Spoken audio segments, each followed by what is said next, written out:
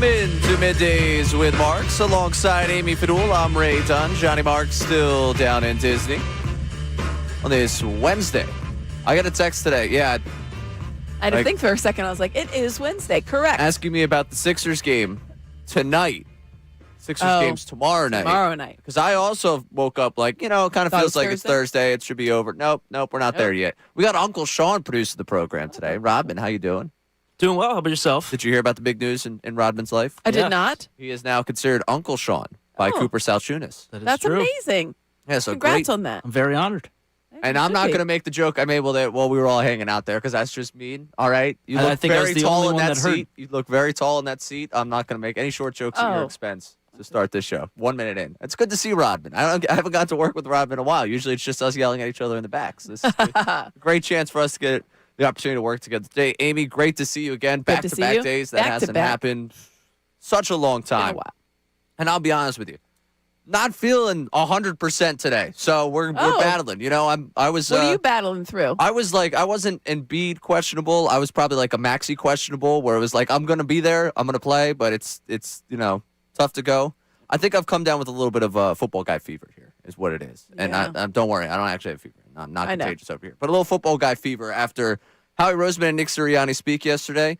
Usually when we go into this combine and draft season, I'm like, get me a skill player. I get excited. I'm all like fired up about it. And we've been talking about A.J. Brown so much. And believe it or not, A.J. Brown was addressed about 1,000 times yesterday. They sent Nick Sirianni on the Can't Guarantee media tour where he's like, well. You know what I meant, guys. It's a philosophy thing. It's the guarantees and the word guarantee. It was a real dissection of his words. I appreciated that. No, it was awesome. Yeah, so now he's poor guy walking back what he's not walking back, just trying to say can't guarantee in a different way.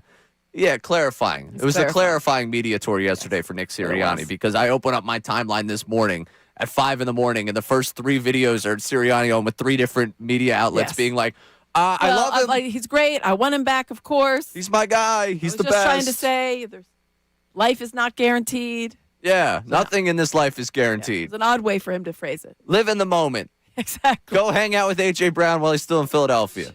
Show up, don't show up, whatever happens, the world is still turning. But the A.J. Brown story is obviously front page news for everyone, headlines for everyone. It's not just here in Philadelphia. It seems to be the story of the combine when it comes to national, who could move around, who we're going to trade this offseason type of conversation. But I woke up today, and like I said, a little bit of the football guy fever because we talk so much about what this offense has in A.J. Brown, Devontae Smith, and when they had in Dallas Goedert, who I don't think is going to be here anymore, and Saquon Barkley. And we talked defensively about the corners and the excitement of all like the talent they've got there. And I woke up thinking about the trenches today. After listening to them yesterday, all I could come in here today was thinking about the trenches. And I want to know from people today at 610-632-0975, outside of A.J. Brown, what is the biggest thing you're watching when it comes to what the Eagles are going to do this offseason roster-wise? Oh, yeah. I mean, I think that you hit the nail on the head with the trenches. And we talked to Jeff Moser yesterday, and he did kind of lean back from when the Eagles have to draft for need, but they really do need to start planning it. So it's not a need as far as immediate. I think that when you think about a team drafting for need, they think, for my mind, I always think of like a team like the Cleveland Browns. I'm like, okay, you need a quarterback because you have not prepared yourself at all. You stink. Exactly. You're bad. There's a reason. There's a reason you stink. It's because you failed to prepare. And so it's not that level of need for the Eagles in the trenches, but the offensive line is an absolute pressing concern for them going forward. I think that for me is something that I'm looking at. And then it's the usual suspects. It's still in the secondary. You're going to need a safety. You're going to need another cornerback. But those are like things rinse and repeat. We knew that last year, and the need is still there. But I think for me, my first thing was like, there's something we haven't really thought about in earnest in a number of years, and that is real depth along the offensive line. Right, and I believe it was Mosher yesterday that said, it's been a couple of years, and you don't usually go a couple of years without them addressing it. And I know that me personally, over the last couple of years, I've been the guy fighting it. Like, I don't need Lane Johnson's replacement right now. I need to go address the problems they have on this team. Go get me a cornerback. Yeah. Did I call for Quinyon Mitchell? Of course I did a couple of years ago. Did I call for Cooper DeJean? There was no shot I thought he'd be ready. It's still there in the second round. But that was what I wanted them to get a corner that year. I remember The following year, like this past season, I wanted them to address some sort of, I forget where we're going there. I probably got that one wrong. That's probably why I don't remember it. But while we're talking, like I've been advocating against it. And the offensive line is an interesting one there. But to me, coming out of yesterday, listening to them speak, one, the biggest takeaway, and I don't think I am burning down any house here with this conversation. I don't think I'm surprising anyone that listened or anyone that is engaged with any content that came out of that presser. Hey, man, we're going to lose some people. Yeah. We are not going to be able to retain a lot of the people. We cannot pay everyone like we did before. Correct. And it's not the first time we've heard that message. I remember a year ago, they had a similar presser at some point, probably the combine, and I remember sitting there, and we were doing the whole like round table of like, all right, what'd you take away from it? It was like, all right, offseason change. Yeah. Like purse strings are tighter. Yep. Like it's comp pick season. Like we're talking about what they're going to get for this guy walking, this guy going here, there. I think that's the same thing this year. You listened to that presser yesterday, and the one takeaway you have is, all right, yeah. Yep. Who are you going to prioritize? What are your priorities? Because you've made it very clear that there is not a lot for you to do, and the focus again. Similar message from a season ago. Look at all the great players we drafted. Mm-hmm. We want to keep them. And in order to keep them, we're going to have to let some of these guys walk. And there's quite a few names that I think have been shown the door, not yet, but are walking out that door like, you sure you don't got anything for me? You sure you don't have anything down left? There? There's nothing. Because they start to, I mean, let's face it, when this front office, Howie Roseman-led front office, starts to think about how they're going to pay the players, they look 2 and 3 years out, which is why they've been so good at keeping everybody, and they've been able to keep everybody for the most part, and get them at kind of like I don't want to call it a deal because you're still paying these guys, $100 and something millions of dollars, but you get them at a rate that's lower than when they hit the open market. A.J. Brown, when they signed him to his extension, Devontae Smith, Jalen Hurts, they all kind of got them before those markets flew up. But now those markets have flown up in other positions. Along the defensive line, that is an extremely high price tag. And they knew that 2 years ago. So when Jalen Carter burst onto the scene in his second year, they thought, this is going to cost us a lot. So they've been preparing for that. But now then you had a guy like Jalen Phillips, who would be great to keep, and you spent some capital on him to get him, and now you're like, I don't know if we can do both. So you led me right down the path I here, did? Okay, Amy. good. Because coming out of the conversations from yesterday, one, plenty of players that, like, and again, this is the obvious takeaway.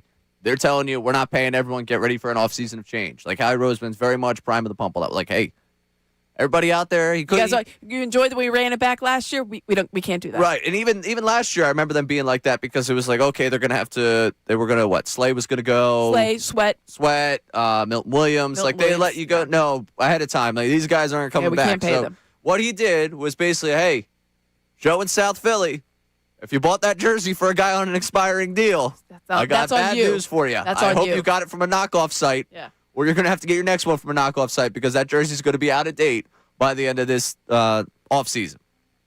But you mentioned Jalen Phillips because it was interesting to listen to the dichotomy in which Jalen Phillips was spoken about as compared to their other big-time free agents. And there's like this, I'm calling it the core four of free agents that they got right now, the four that I think have generated the most conversation, where it is Jalen Phillips, Dallas Goedert, Reed Blankenship, and Nakobe Dean. Right. Howie Roseman, in talking about Jalen Phillips and the addition of Phillips, talked about the fit with him and how he looks at him similar to the way they would look at a guy in free agency of how do we fit? Well, we already know that. Here's what he had to say about Phillips. You certainly see his fit with Coach Fangio and our defense, which a lot of times when you're talking about free agency is a big part of free agency. How's this guy going to fit into our defense? So you see that there. You've been with the guy. He's got tremendous character, tremendous work ethic. And then all the things that you're doing, you're trying to balance the other factors that go along with that to try to come down with the value. So they're trying to come down with the value there at the end. That to me says we're interested. There's probably a walk point here, but we seem pretty interested in what he's going to do because the word fit was maybe 3 times in a 20-second. Yes. So we found this guy. I traded for this guy. I really like this guy. He fits very well. The fit is there. Fit is there. And I know a number of beat reporters talked about like when he came into the locker room, it seemed like he was a really good presence. It was the immediate, his first I think it was maybe his first or second practice. Someone spoke to him afterwards, or the collective spoke to him, and it was. I remember the joy. He was like, "This is amazing. I've never been anything like this. It's the best locker room I've ever been in. You remember what he said? About how the best locker room? Not just the locker room, the weather. The man was traded from the Miami Dolphins, exactly. came to Philadelphia and said, this is the best weather. What? I'd love to talk to him now. Yeah, follow-up question. He might have been what doomed us. Forget that stupid groundhog. It might have been Jalen Phillips' fault we had such a disastrous winter. Jalen Phillips and Punxsutawney Phil both on. Tempted the weather gods right there. Jalen Phillips probably isn't even in the city right now. Oh, he probably why he loves the weather. Yeah. Why he still loves the weather. Oh, it's great there. I love snow. Yeah, From absolutely. looking at it afar. I kept my apartment in Miami. Yeah. But Phillips becomes a priority free agent in their case. Right. And I don't know. Like, as much as I see and they talk about premium positions and you it's wouldn't something. prioritize him over the other. Not really. Okay, Like, so just of given the- the money I think it's going to cost you. Like, if we're talking about getting somewhere up in the high teens to 20 in terms of $1 million. So you would prioritize Goddard over him, Dean over him, Reed Blankenship over him. He probably fits in somewhere behind Goddard for me. So who would you? Because I don't I would think about Dean, but only if Dean's market falls apart, and I don't think it's going to fall apart. So I think that he's going to end up getting a deal somewhere else, and it's like John Campbell's here. It is interesting how quickly we pivoted from a year ago. Yeah, that we were like, all right. Well, from a year ago, remember when John Campbell gets drafted, and it's like with all these comparisons to Micah Parsons, and it's like, oh yeah, I think Fangio saw him probably in OTAs, or he didn't even get a chance to participate. I think 'cause he was still banged up. Yes, So he was. Fangio looked at the tape and was like, yeah, off-ball linebackers probably were going to try him. And it was like, that was a fun 3 months of content we did. Yeah. With maybe he could be an edge rusher, too. Maybe he could come off the edge. But if he could have been an edge rusher, that could have been the conversation where it's like, Dean's played so well. I know what Dean is. He's a wrecking force when he's on the field. And Campbell could fit in more there. It doesn't seem like that's a possibility, so that comes off the table here. When I say stays on the field, that's a conversation with both Dean and Phillips. That's been the big conversation about Phillips when he got here. Is he going to be able to stay healthy? Would you give $20 million to a guy that for the first 2 weeks he was here, I was like, yeah, that was a great move at the trade deadline.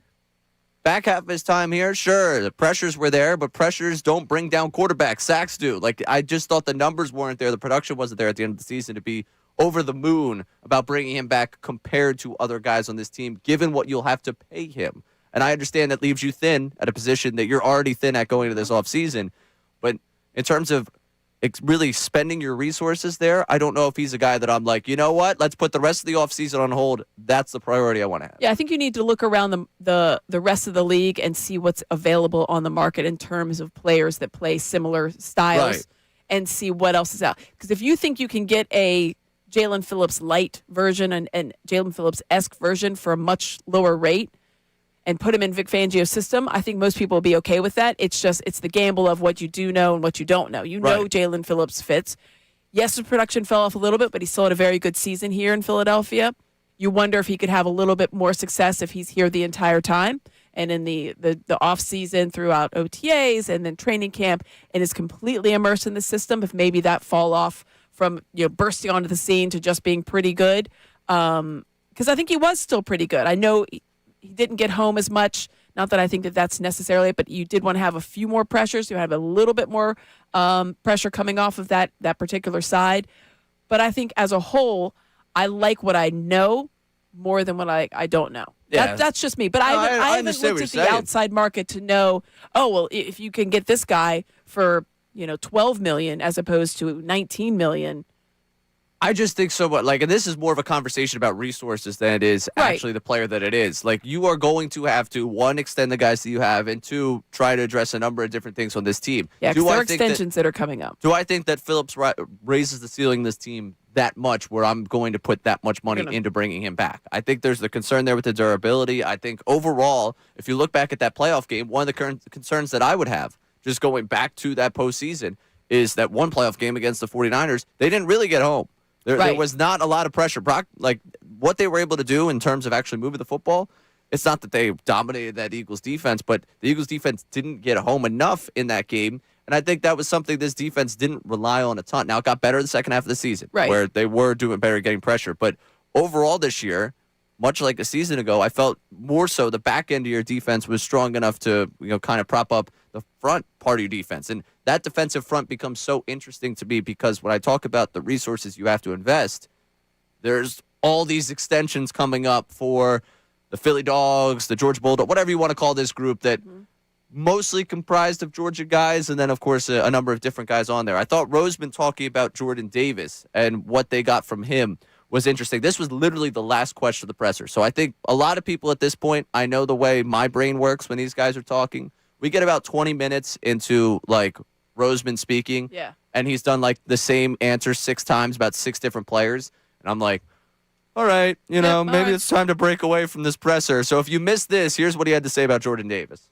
Yeah, I think that that's another guy, obviously, that you draft, you develop, tremendous character, and continues to get better. So that's a group of a lot of players that we have tremendous confidence in, and the puzzle is trying to keep as many of them together as we possibly can. And that is the puzzle here right now with this group. And I don't think you're going to be able to really afford to keep the interior of that defensive line in place if you prioritize Jalen Phillips here this offseason free agents. Now, of course, that guy's the cap wizard. Exactly. I'm the moron with the microphone. Maybe he finds a way to work it out. But to me, I hear them prioritizing Jalen Phillips, and I'm like, is the talent worth the price tag, knowing what his position is on the field? If you were willing to let Josh Sweat walk, and you knew what you had in him, how well it worked. Are we going to say that it's so much better to go there and invest in Jalen Phillips in offseason later? And obviously, resources are different year in and year out, but it's just the thought process I'm walking down when I look at team building year by year.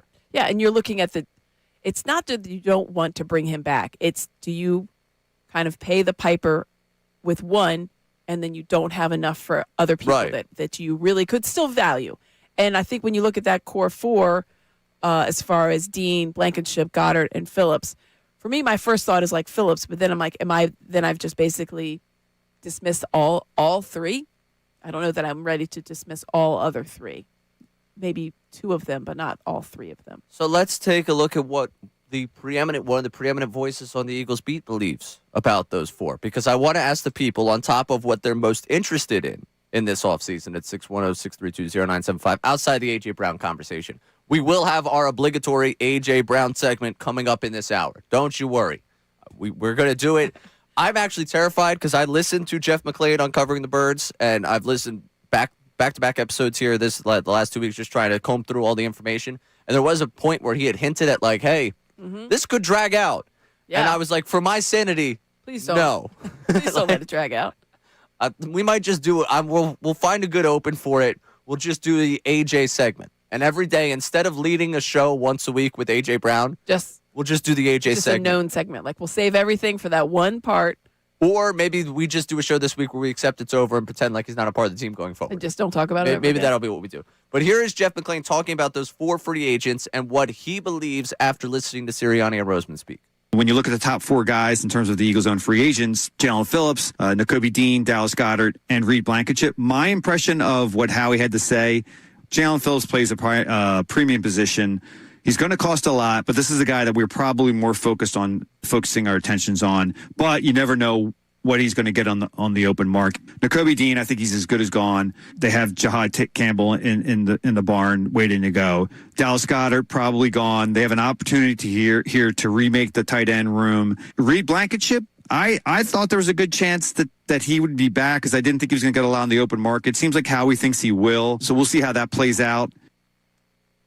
I want to say this. If Reed Blankenship gets big money from a team, like enough where it prices the Eagles out, I fully anticipate him being back with the Eagles in the next 2 years.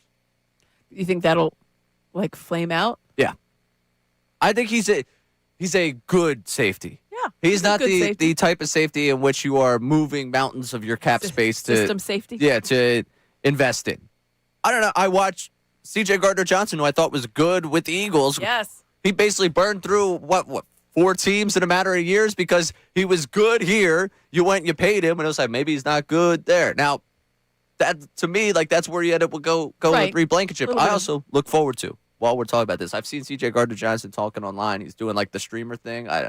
He was on a stream. I think he was talking about retiring in a couple of years to be a streamer. Like, I think he's going to go fully into the content game. Incredibly intrigued by that eventually. That will be fun. But I'd be more intrigued to see if we end up having the storyline this offseason of, well, you know what?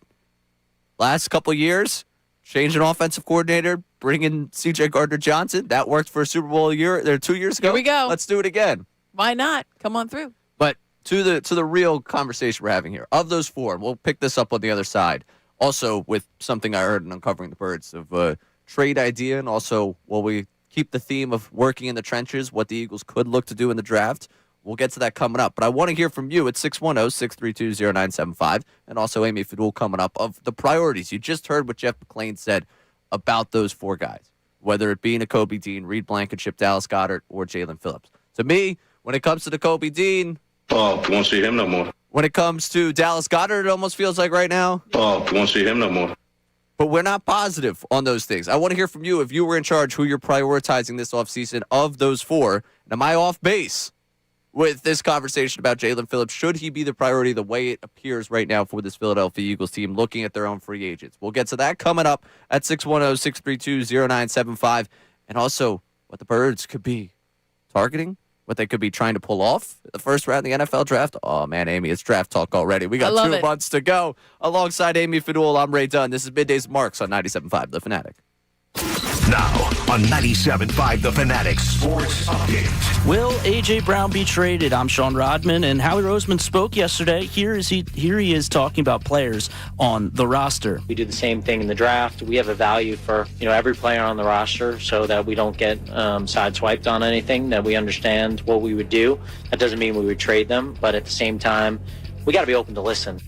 We'll keep you updated on what moves the Birds make, and according to the Philadelphia Inquirer's Jeff McClain on his podcast Uncovering the Birds, the Eagles' priority heading into free agency is keeping edge rusher Jalen Phillips, as well as extending some young players still under contract. The Phillies are back in action today. Schwarber will bat leadoff, followed by Realmuto, Harper, and Bohm. And Brad Keller will make his first appearance in this spring.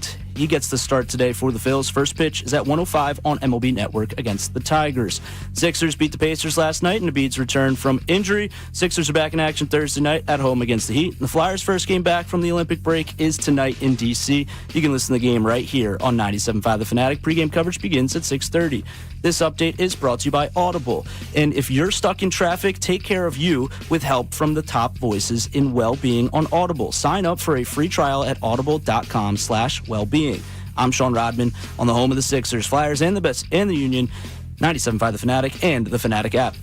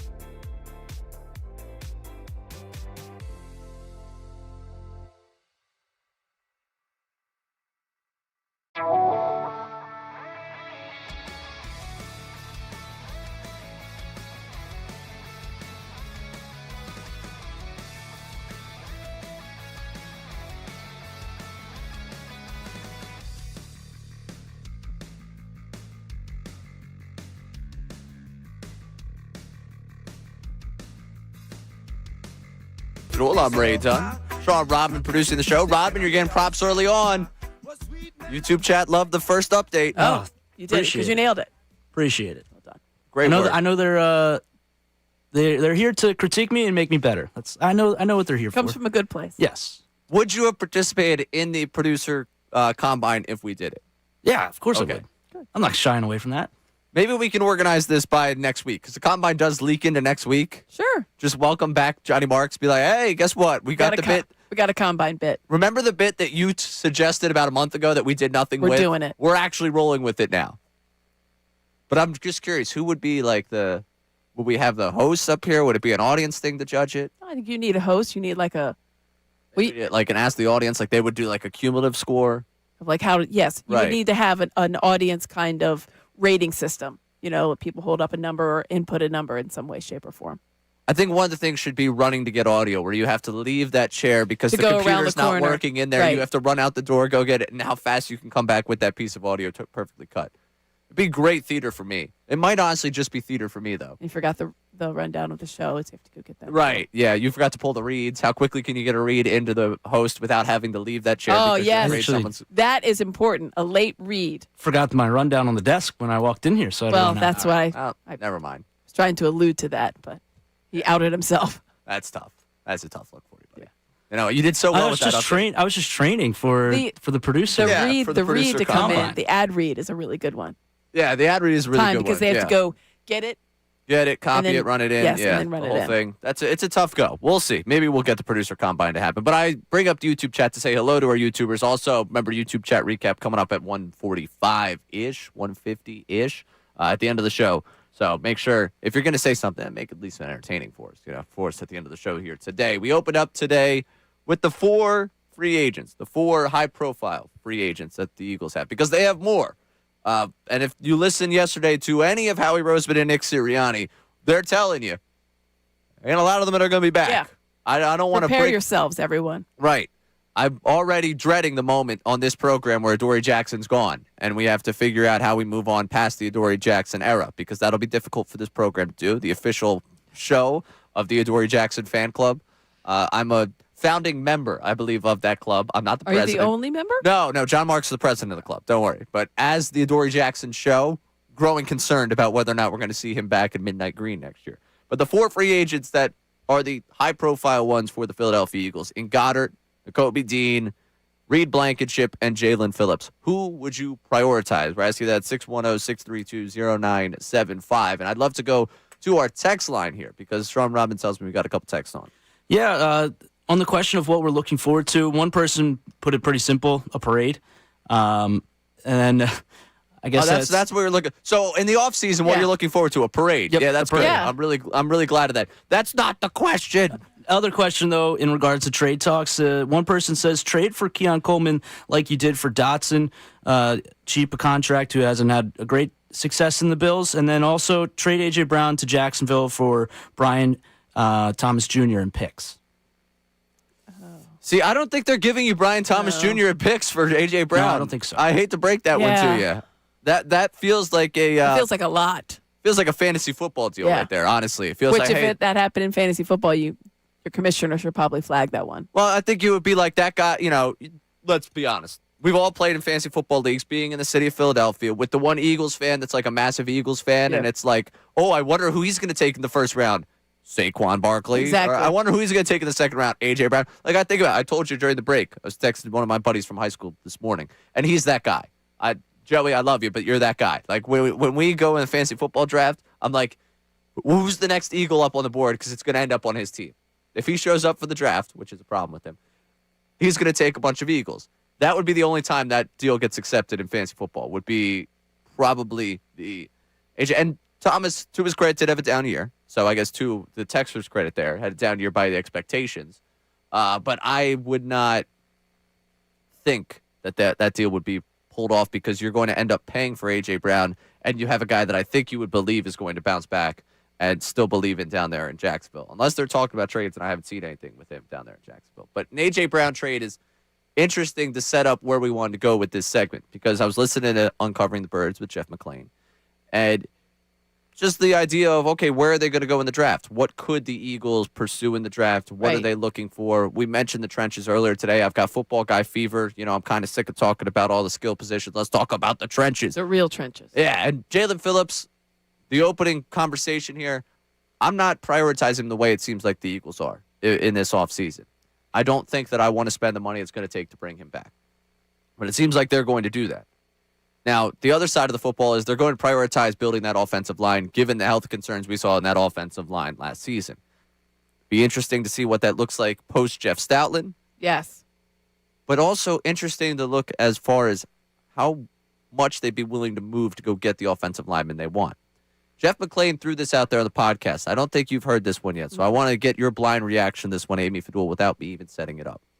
He wasn't hiding his cards. I'd be very surprised if they don't get an offensive lineman in the first round. And as you mentioned, there's a little bit drop off there.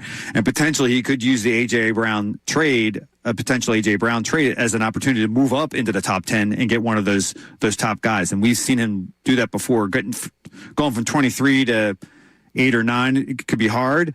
But we've seen how he move up before, and he loves moving up. So, we've talked about the maneuvering, and we've done this a couple of times. I know John sitting in this chair has done a couple of the, okay, you trade A.J. Brown. This is what you get back for A.J. Brown. We take what you get back from A.J. Brown, and you move it somewhere else, so you bring something back. In this instance, you trade A.J. Brown. Part of what you recuperate for him, I know they were talking on the morning show with Rob Motti about maybe it's a second round, maybe it's a third round pick, maybe it's a second and third round pick, or maybe it's a first and something. Mm-hmm. Whatever you get back, you use that, and you use the loads of picks you have at this point, and you use it to move up to go get an offensive lineman.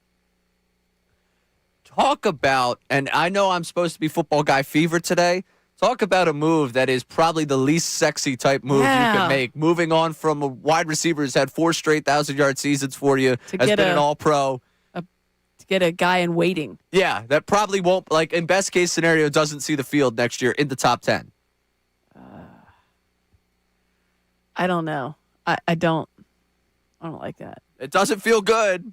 I mean, but does it feel like the logical thing to do? It does feel like something they would do. Right. Does it feel like something that I would be living about on April 29th or whatever, and then 3 years later be like, aren't we so glad that they did that? Howie's a genius. I do feel like that there's some iteration of that they could pull off, maybe without sacrificing so much. Maybe you can put together a smaller package and move up to find a nice offensive lineman that's going to fit into your plans in a year. But to have that much draft capital go to one guy that's you don't know. There's just an unknown with the draft picks and an offensive lineman it definitely makes me a little trepidatious. Again, I want to be very 3 clear years, on this one. We'd be like, oh, that's amazing. We've talked about fantasy football on this show and in this segment, and it might be me living in fantasy football world in this one, but I'm not doing that deal. I'm not taking A.J. Brown, taking him off the team, making that trade, using the assets then to go up and trade up for an offensive lineman that probably won't play for this year.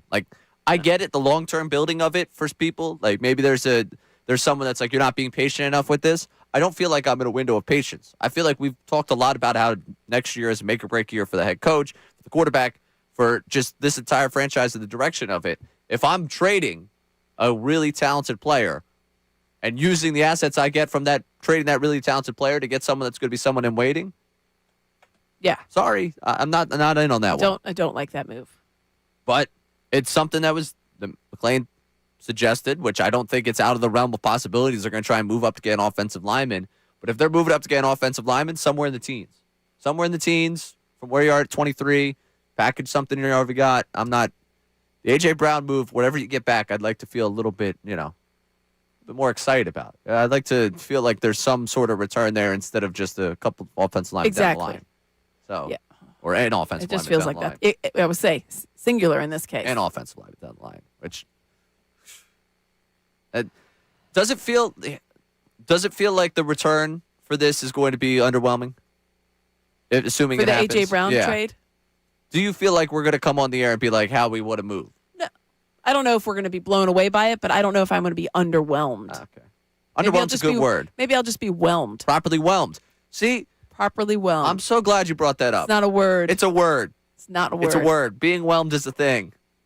I want people to start using it in 2026. We talk about overwhelmed, It's like underwhelmed. What if I'm just properly whelmed? It's like you have low lights, you have highlights, and sometimes you just have lights. Lights.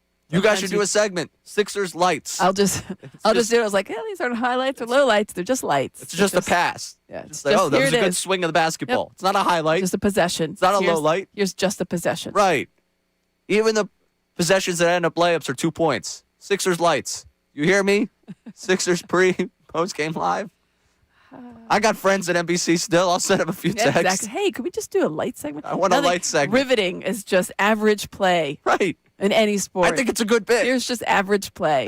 I think our Sixers producer for highlights producer for Thursday night's game, we should have Sixers lights. Sixers lights. And on Friday, we'll just play 5 plays that occurred during the game.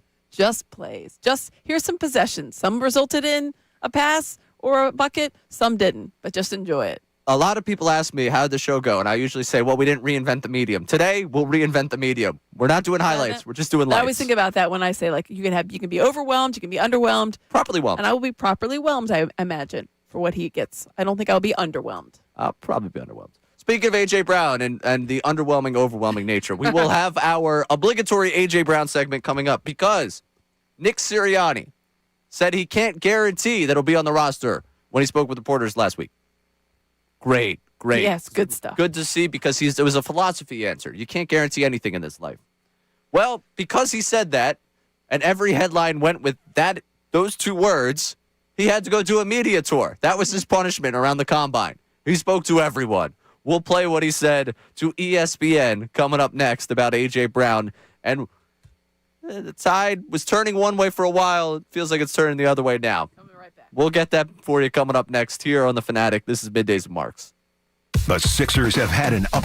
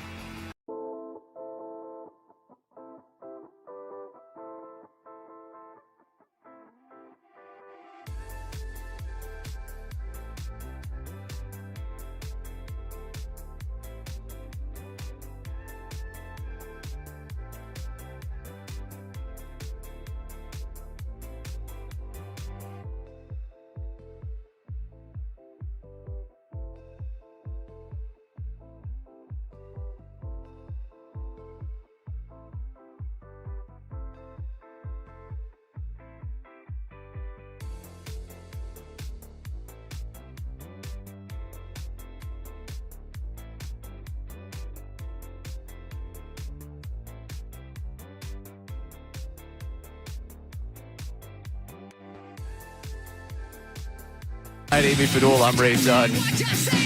Oh, Amy, I think I said this around this time yesterday. Sometimes the off-air segment's just as good, if not better than the on-air.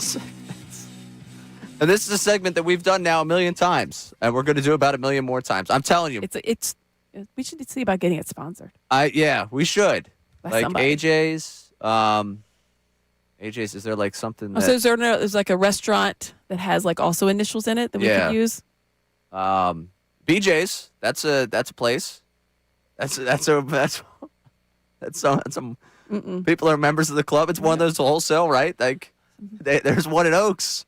Yep. I mean, we could try it. No, we're not going to go for it. You don't think that bosses will go for having No. Please stop talking. Money's money. I was initials thinking there. more like, see, the first thing that came to my mind was CJ and X.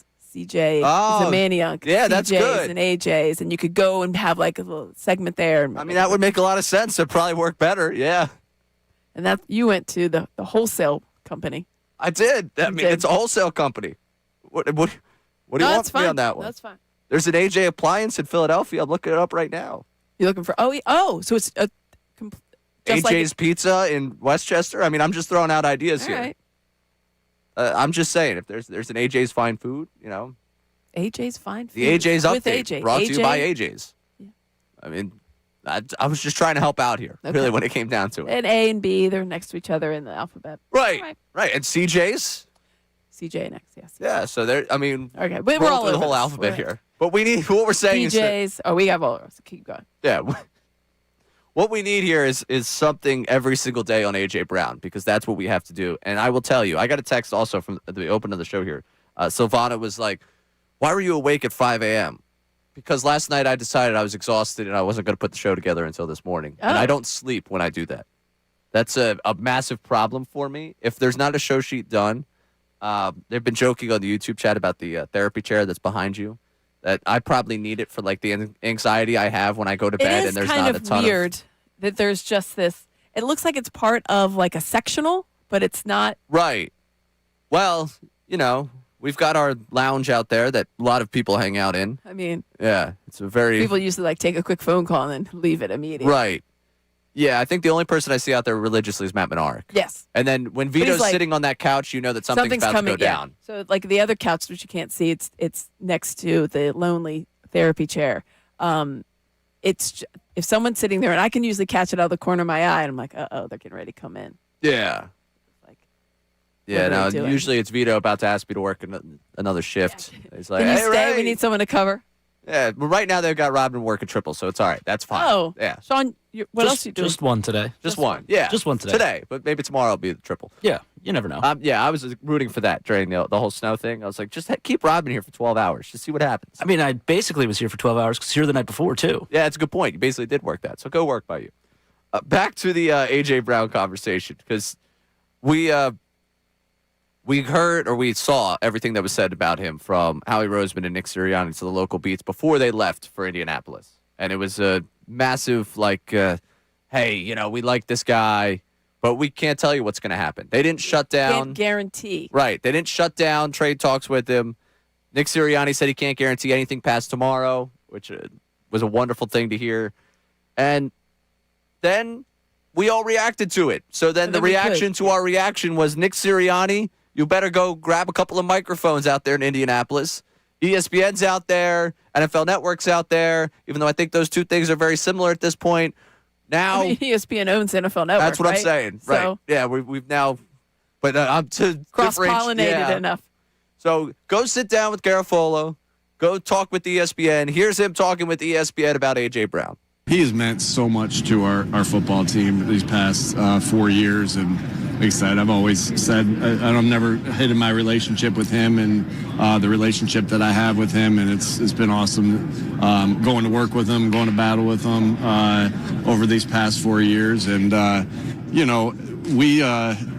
at a point that, we want to keep good players around. Like, it's not at a point. That's what they always want to keep good players around. And so always excited to have him on the football team and look forward to continuing that relationship. I know I want to continue that relationship. I know he wants to continue that relationship, and excited about that. I do love the tendency Sirianni has, and it's a tendency I have. When you make a Captain Obvious statement, you immediately are like, well, of course. Well, yes. I mean, of course I like it. We're in the business of keeping good players around. I mean, I guess we're always in that business. I don't know what football team isn't in that business. Obviously we want to keep good players around. He's like talking to himself like, I realize what I'm saying. Yeah. I realize what I'm saying is dumb. I realize what I'm saying is filling time. I thought you guys were going to get it, but I didn't. So now I'm just pointing it out again. Like, yeah, he's a good player. Of course we want to keep them. I love A.J. Brown. He came to my kids' Little League game. Yeah, we have great relationship. He's wonderful. I love him. Right. He didn't say Of course there. I want him. He's going to be next back. year. So to follow up real quick, is he Yeah. going to be back? There's no guarantees. Right. I'm asking if there's a guarantee. I'm asking if you think he's going to be back. And in that setup, it's perfect for him. What he needs to do is fill 2 minutes. Exactly. And right there, there is something that he can do. It's fill time. he knows that the second Filibuster. question is going to be about the offensive coordinator and that short, quick hit with ESPN. So he's like, you know what? Yeah, we've got 2.5 because they tell you ahead of time, like, okay, we're going to go to you guys for like 2.5, 3 minutes. And so in his mind, he's like, all right, I'll pre-fill. Yeah, and he did a great job of doing that. He does that like week in and week out. That's one of the best things he does here as the Eagles head coach is fill time because he knows that he can diffuse problems by filling time. So he does that, and it really leads me to believe we've kind of seen the tide turn one way and turn back the other. Yes. At one point, we were all he's back. Or not all he's back, but we Right. were leaning back towards he's coming back. And then it was like maybe that was just false hope for a week. That was false hope February is really what it was. We had that for about a week. It was last week. It was last week. It was last week. I enjoyed false hope February. The reality is set back in. The cold, harsh winter has returned. And He's not going to be back. yeah, the eternal hope of spring. No, I mean, I'm still standing out front of the bulldozer. Like, I don't want him to go at all. I don't either. I feel like the people that do want AJ to go, I don't even know if anybody's like, absolutely, I need him to go. Oh, there is.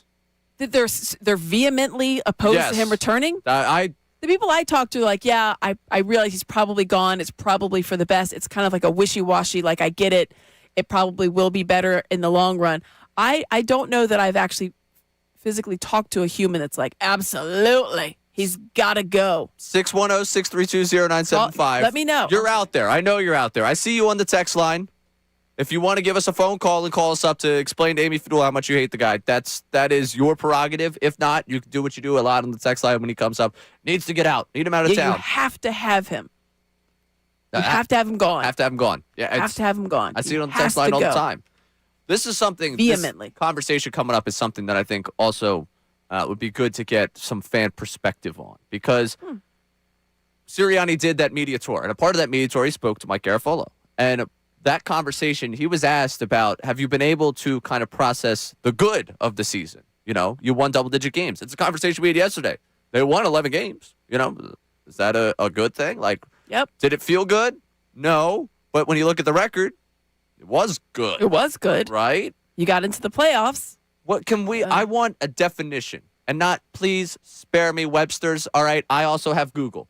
I want a definition from Eagles fans about what good is in the context of this current organization. Because Sirianni talks about it being a good season, about the good of the season with Garafolo. We'll play that for you coming up next. And Howie Roseman was on with ESPN. He was on with Rich Eisen and talked about the disappointment of last season. I want to juxtapose those two ideas and what good actually means in Philadelphia as it relates to our football team.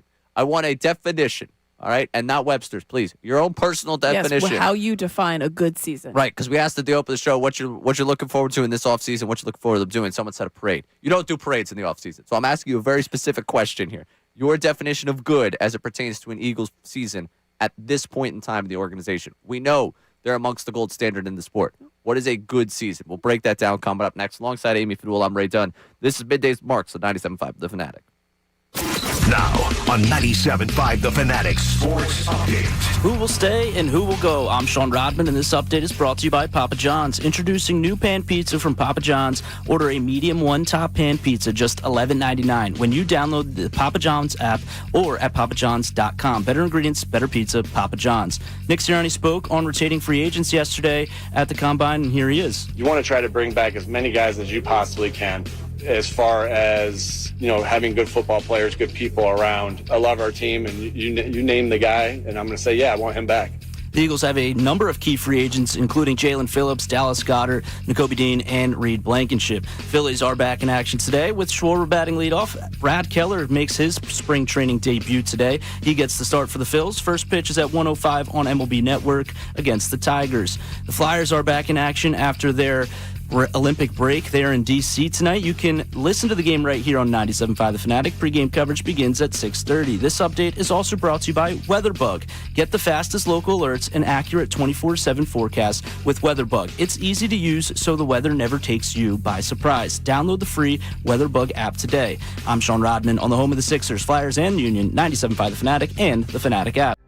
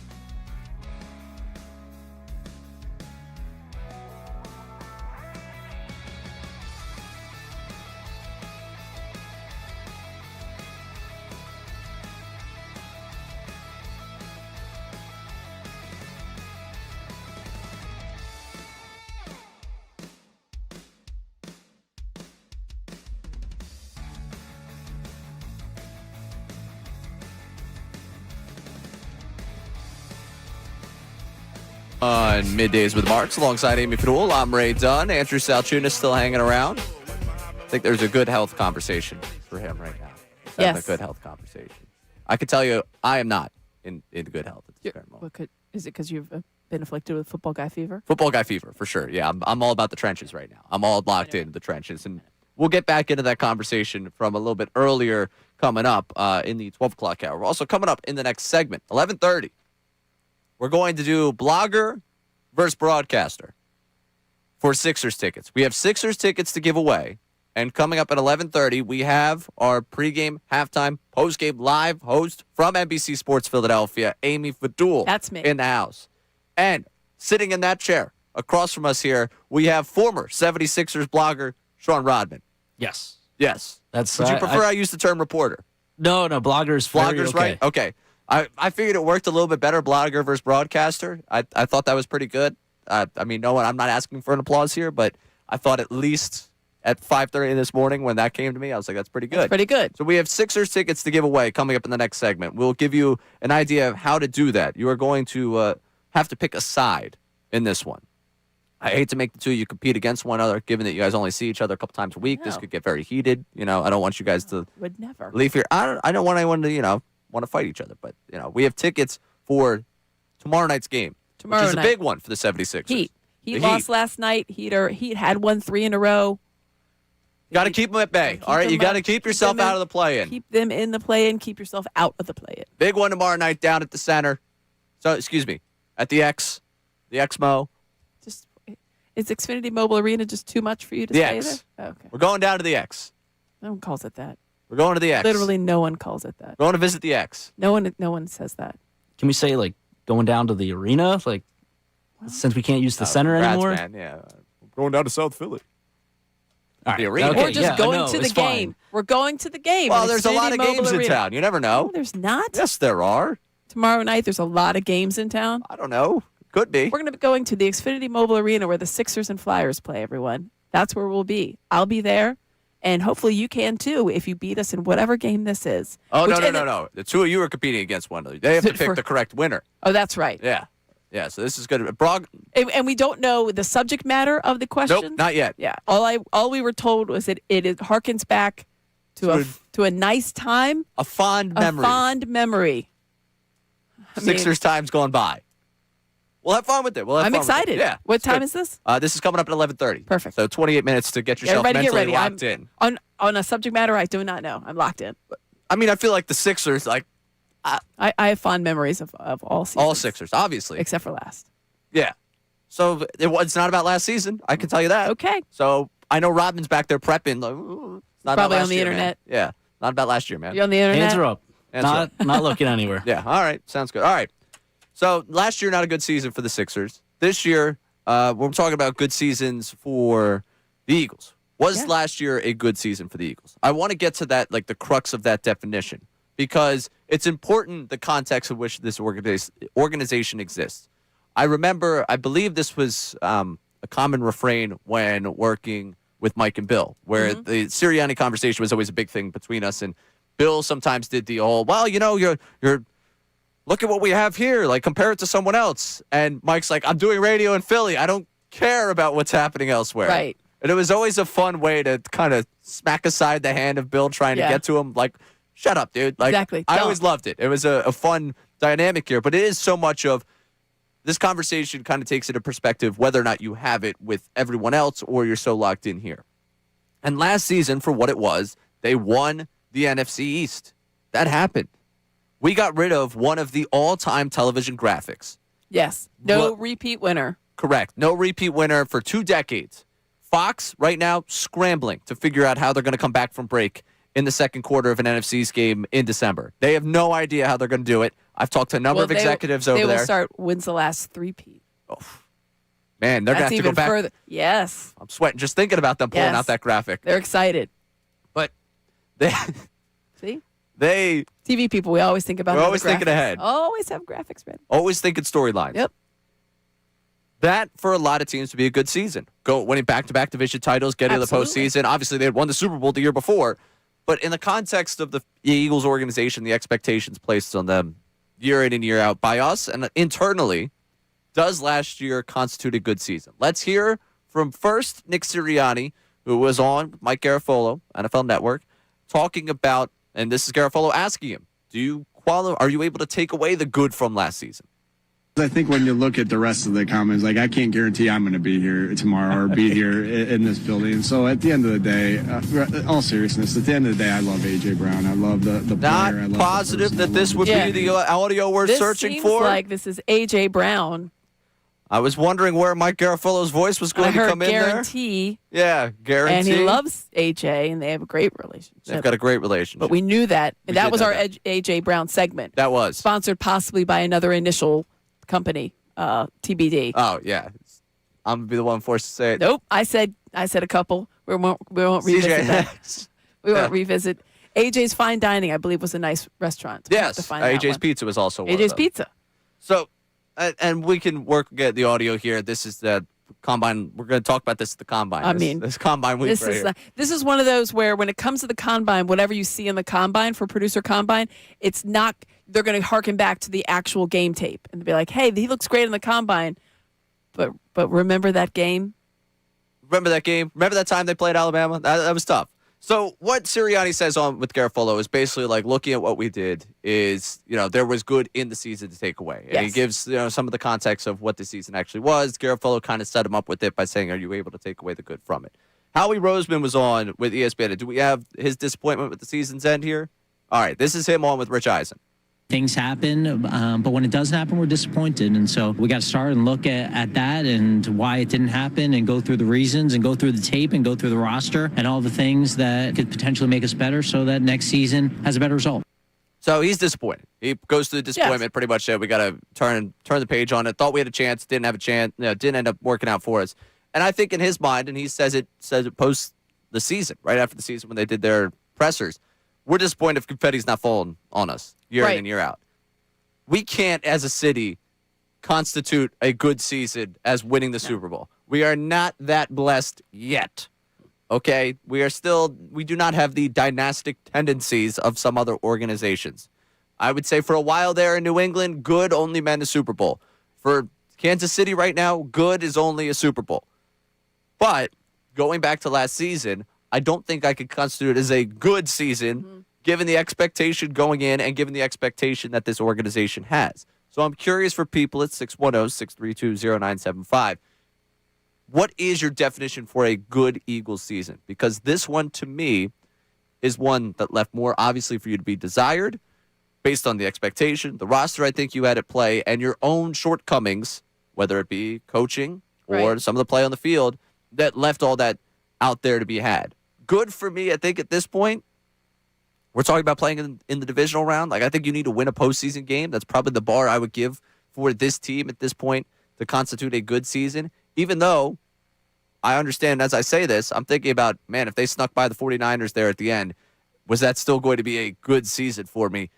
I think at that point you have to kind of throw your hands up in the air because of how difficult it is to win the NFL and say, yeah, if you made it to the divisional round of the NFL playoffs, it's probably a good year. Last year was a fine year based on Eagles standards. I can't go all the way good. Yeah, I think it's how, like when you talked about if they somehow beat the 49ers, I think people have been like, well, they made a good result out of an average season. I think that's how you would have looked at it. You know what I mean? I've been like, oh, that was a pretty good, we didn't expect that. But yeah, on the outside, 11 wins, that is a good result. But I looked up, and I don't want to look up the definition per se, but I want you can look up the definition of it. The definition of good. You can give me you can give me Webster's. So we got you're allowed to. Of high or desired quality, it was not that. Right. Expressing praise or approval, not many approved of it, right? Bountiful, no. Of favorable character or tendency, probably not. But suitable or fit, a good apple for baking, a good day to go sailing. I was like, suitable or fit. It was a suitable season. All right. Now, see, this is what happens when we go down to Webster's path here. If we have to go down 4 different definitions for us to find one that makes it fit. The 5th one. So I was just like, I don't think, in my mind, I would not characterize that as a good season. Because good to me, for my definition, is successful. And I don't mean successful in the fact that you won every game that you played and you won the ultimate prize. I meant, all right, it was a successful season in the fact that you had more good than bad. You had more takeaways that were positive and left you feeling that even if you didn't win the Super Bowl, that you were set up for success in the future. It was a successful season. And granted, by that definition, I probably have only defined, or I could look at last year and only define a couple of teams of having good seasons. Right. But that's how it is. It's a higher standard. It's not just an average season or a slightly above average season or a suitable season. It's a good season, and it wasn't that for me.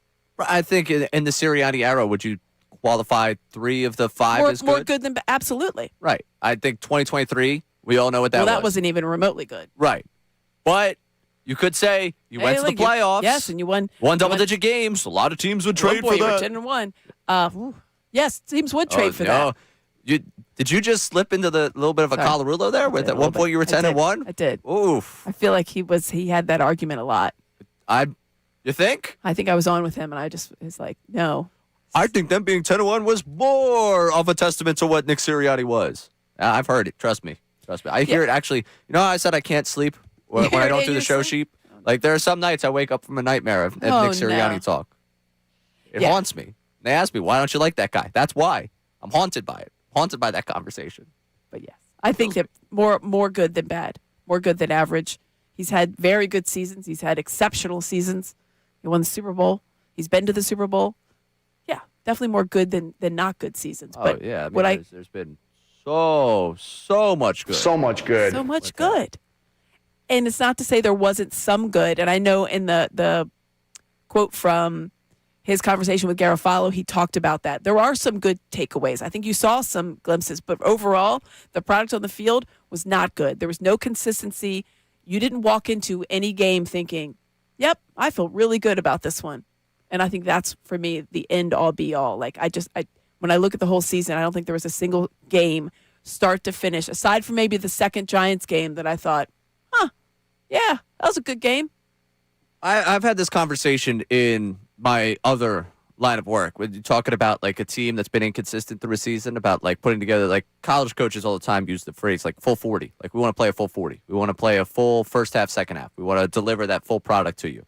At some point, you look around, you're like, all right, if they haven't done it by X date, are they going to do it? Right. The Eagles, and it took me longer than a lot of people to get there with like, they haven't put it together. Like, yeah, there are people like, yeah, they're not going to. And I was like, come on, we got it. Let's see. And, I've been a fool for lesser things on that one. I became a fool for that team a couple of times down the stretch. And it was like, maybe they can, maybe they can't. They ultimately were who they were. And that was a team that didn't live up to the potential of what they had on the roster and what we expected them before the season. There was good moments in the season, but overall, it wasn't a disaster of a season. It wasn't the worst season. It wasn't a bad season. But, like, would you elevate it to, it was a good season? Good season. But I'm curious for people, because we can look back at last year and say it wasn't good. But I know the morning show today did the step back or step forward type season, where they were like, all right, now we're kind of looking at what this might be, where they're going to go. What do you expect? I just want to try and set a definition for what good is in the current context of the Philadelphia Eagles. Like, on February 25th, do I think we're solving what's going to happen come September? I don't know when the opening night's going to be. 9th. I'll just throw that out there. It's not nearly going to be as good a guess as October 10th. Yes, you nailed it. But like the beginning of September next year, are we going to be able to nail that down? No. But the context of what you believe good is for the Eagles nowadays. So I want to get to the text on here at 610-632-0975 in a second, because I know we have some text on this. But I want to give Amy an opportunity to tell me I was wrong, because the 9th feels absolutely off. The very first Sunday, Labor Day's later this year. So Labor Day is September 7th. Oh, God, that was a disaster of a guess by me. So, so you're looking at the 6th or the 13th. So the 13th will be the probably. So sorry about that. That was horrible. Horrible work by me. All right. That's okay. See what we got on the text line, Sean. All right. First up, Quinn checks in saying that he's going to consider a good season as making the final four teams in NFC Championship. That's a good season. Anything past that will be considered great. All right. So just making the NFC Championship game is good, which is a. If they had won the game, their first playoff game last year, I would have been like, all right, they made a good season out of something that was pretty disappointing. It feels wrong to say that that's but that's a pretty high fair. bar. But is it fair for where they've been? That's for the last 5 years, that's fair. Right, for where they've been. I probably don't go that high of a bar, because I just think looking at the league and the level of parity in the league, you would imagine. Getting to the NFC title game is good. Like, I'm an Elite Eight guy. Like, if we're hanging college basketball banners for this team, if they're in the divisional round, that's probably. You don't hang a banner for an Elite Eight. Oh, yeah. Well, I'm sorry. You went to Kentucky. I mean, it's in all seriousness. All right. Let's not take shots. I'm wearing the quarter zip right now. All right. I look up at that 2001 team ever. Yeah. It's difficult. I don't know. It's difficult to get to. Honestly, I don't even know what banners are hung anymore. Yeah, we haven't hung one in a really long time down there in Lexington, so I don't even know. Yeah, it's been a hot minute. No banners are hung recently. I'll tell you that much. I'm going to walk myself away from this before we get into a whole college basketball side here. But Elite Eight for no, Elite Eight's very good, but you wouldn't. Would they hang? I'm not hanging a banner for the Eagles making the last 8 teams. I'm just saying that I think that would constitute a good season. If you're amongst the final 8, you're in the divisional round. In the divisional round, you made it to the NFC title game. Now here's the problem.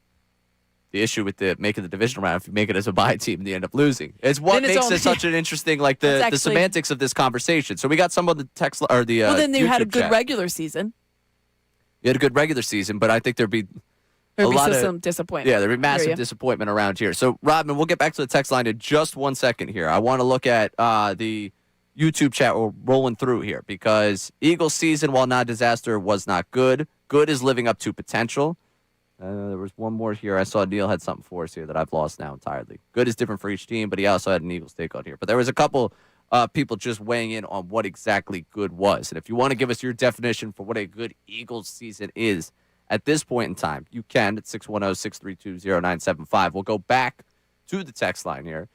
Sean Rodman, what do you got for us? Yeah, Brian in Somerton has the same thing that Quinn said earlier. A good season is relative to what realistic expectations are for the team. For this Birds team, a realistic expectation is getting to the NFC title game minimally. Anything short of that is not good season for them. All right, so the follow-up question to that is that then what you would hold them to coming up this season? We know it's going to change, but we've Don't talked you think about... it's adjusted from last year, though? Have you adjusted it? Because I think good this year is different because you're coming off the Super Bowl. And not that everybody thought they were going to win the Super Bowl again. That's obviously really, really hard to do. But you certainly thought they would I thought be they in were going the to the mix. NFC Championship You game. thought they'd be in the mix, too. So because of the way this year played out, is your definition of a good season changed because of this year? For next year? Probably not, because I still think they're amongst, I look at the NFC, and my instinct on the NFC is that there are some teams, and I've had this actually banked on a show sheet 6 or 7 times at this point, in the last 2 or 3 weeks, and we just haven't gotten to it. Who in the NFC going forward are you terrified of? Who bothers you? Who's who are you I'm expecting? concerned about? Right. And it's a lot of the usual suspects. I like what Mike McDonald's done out there in Seattle, and obviously they win a Super Bowl, so you got to give them the respect that's due there. But it's tough to go back-to-back. We've seen that quite a bit. And for me in the NFC, if you're able to tweak it the right way, and this Sean Mannion guy is what you expect him to be, because one thing I haven't played in the first hour and 15 minutes of this program is anything of them talking about Sean Mannion, because they're saying all the glowing things of him. Yeah. And I like that. That's great. I don't know in what world you would hire someone and then you would be like, well, we're not sure about this guy. So obviously they're speaking glowingly of him. But going into next season, I would expect them to be amongst the upper echelon of the conference because I'm still going to imagine them to have a pretty talented roster. Does it change in the next 2 months? Maybe by the time you talk to me post-draft, could I be Could you be more in or more out? Yeah. More trepidatious, maybe? For sure. I'm going to be trepidatious all summer because that's the way this goes. It's part of the football fever. Right. We talk ourselves into a spiral with this. But I'm curious for people at 610-632-0975. Given what we've seen of this organization over the last, I would say, 5 years under Sirianni, but really in the 21st century, what constitutes a good Eagles season for you? What is good? Because when Sirianni was on with Garofalo, we asked him about, can you take the good away from the season? And I'm sure we can all talk about how good that defense was, but I don't think there's a lot of us that took good as a takeaway from that season. Mm-hmm. Coming up next, we're giving away Sixers tickets. All right, you get a chance to be in the house tomorrow night. Sixers, Heat, in a game that could be important for the playoff picture in the Eastern Conference, and certainly important to keep the 76ers out of that play-in tournament. It's broadcaster versus blogger. And I will give you what the topic is coming up next. What we're going to do, we are going to go with caller number 4 and caller number 5. Okay. You will get to select who you are backing in this battle. You have to select before I even tell you what this is. It's about the 76ers, 4 Sixers tickets at 610-632-0975. Caller 4, caller 5. One of you gets to select who you're backing, and then the other caller is left with whoever the first caller does not choose to back in this battle between Amy Fadul and Sean Rodman. That's coming up next here on Middays with Marks on 97.5, The Fanatic. Now on 97.5 The Fanatic Sports Update. What will happen with A.J. Brown? I'm Sean Rodman, and Howie Roseman spoke yesterday, and here he is talking about players on the roster. We do the same thing in the draft. We have a value for every player on the roster so that we don't get sideswiped on anything, that we understand what we would do. That doesn't mean we would trade them, but at the same time, we got to be open to listen. We'll see what happens with A.J. Brown. And according to Philadelphia Inquirer's Jeff McLean on his podcast, Uncovering the Birds, the Eagles' top priority heading into free agency is to keep Jalen Phillips. as well as extending some young players still under contract. The Phillies are back in action today. Schwarber will bat leadoff, followed by Realmuto, Harper, and Bohm. And Brad Keller will get his first appearance today as he gets the start for the Phils. First pitch is at 1:05 on MLB Network. First, the Tigers. Flyers' first game back from the Olympic break is tonight in D.C. You can listen to the game right here on 97.5 The Fanatic. Pre-game coverage begins at 6:30. This update is brought to you by Pico. Remember, when it's cold outside, it takes more energy to stay warm inside. Pico offers tools to help you save energy. Visit pico.com/winter. I'm Sean Rodman on the home of the Sixers, Flyers, and Union, 97.5 The Fanatic and the Fanatic app.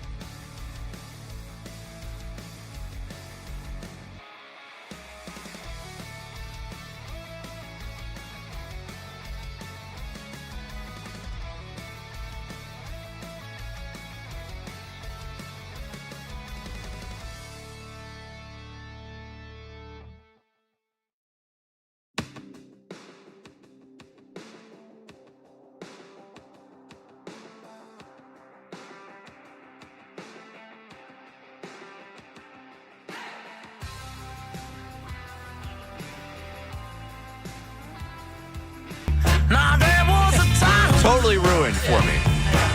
Alongside Amy Fadul, I'm Ray Dunn. There are certain songs that give me now a little bit of anxiety. And this song would be one of them because if you haven't noticed, this is the song that plays, this is the bed that plays underneath our open. And it just, like, I hear it out in public and I'm like, is it 10 o'clock? Are we about to go on the air? Did I forget to prep a show sheet? What's happening? Yeah. Oh, you get that anxiety? I get that feeling. I haven't hosted, you know how I know I haven't hosted on the weekends in a while? Because my intro on the weekends is Family Ties by Baby Keem and Kendrick Lamar. Yes. And I've now been able to listen to it again without hearing the dun dun dun dun dun dun and not being like, am I ready? What's the lead today? What was I going to talk about? 610-632. Yeah. Unfortunately, that song for a little while there, I wasn't listening to it because I was like, I've listened to it too much. It's become my intro, and it's crushing me slowly. But I'm back to listening to it. This song, though, I heard out in public like a week ago, and I was like, oh, my God. I was like, where's Johnny? What's happening? I'm Where ready. is he? I've got my sheet. Hold on. All right, so we got, in a second here, we're going to play broadcaster versus blogger for Sixers tickets because we have a pair of tickets to give out to you for Thursday's game. All right, so we got a pair of tickets to Sixers Heat this Thursday. That is tomorrow night at Xfinity Mobile Arena. You get single game tickets today at Sixers.com. So you got a pair of tickets playing broadcaster versus blogger. We've got Amy Fadul, pregame, halftime, postgame, NBC Sports Philadelphia. And we've got Sean Rodman, former 76ers blogger. And current producer. Correct. And does highlights. Yes. And didn't want to give me any title here at It was all? literally like, it was just what you used to do. Yeah, just what I used Not to what you do. currently do. Yeah, well, I mean, people know you're here. Like, you're on the air. Welcome, Sean Rodman. You're on the program. Thank you. We got this. People understand that. So, broadcaster versus blogger. And let's hit the music here just to get a little bit of what we're going to get into. All right. We're going to look back on a fun time in 76ers history. We're going to play a game called Peloton Instructor or Process Sixer.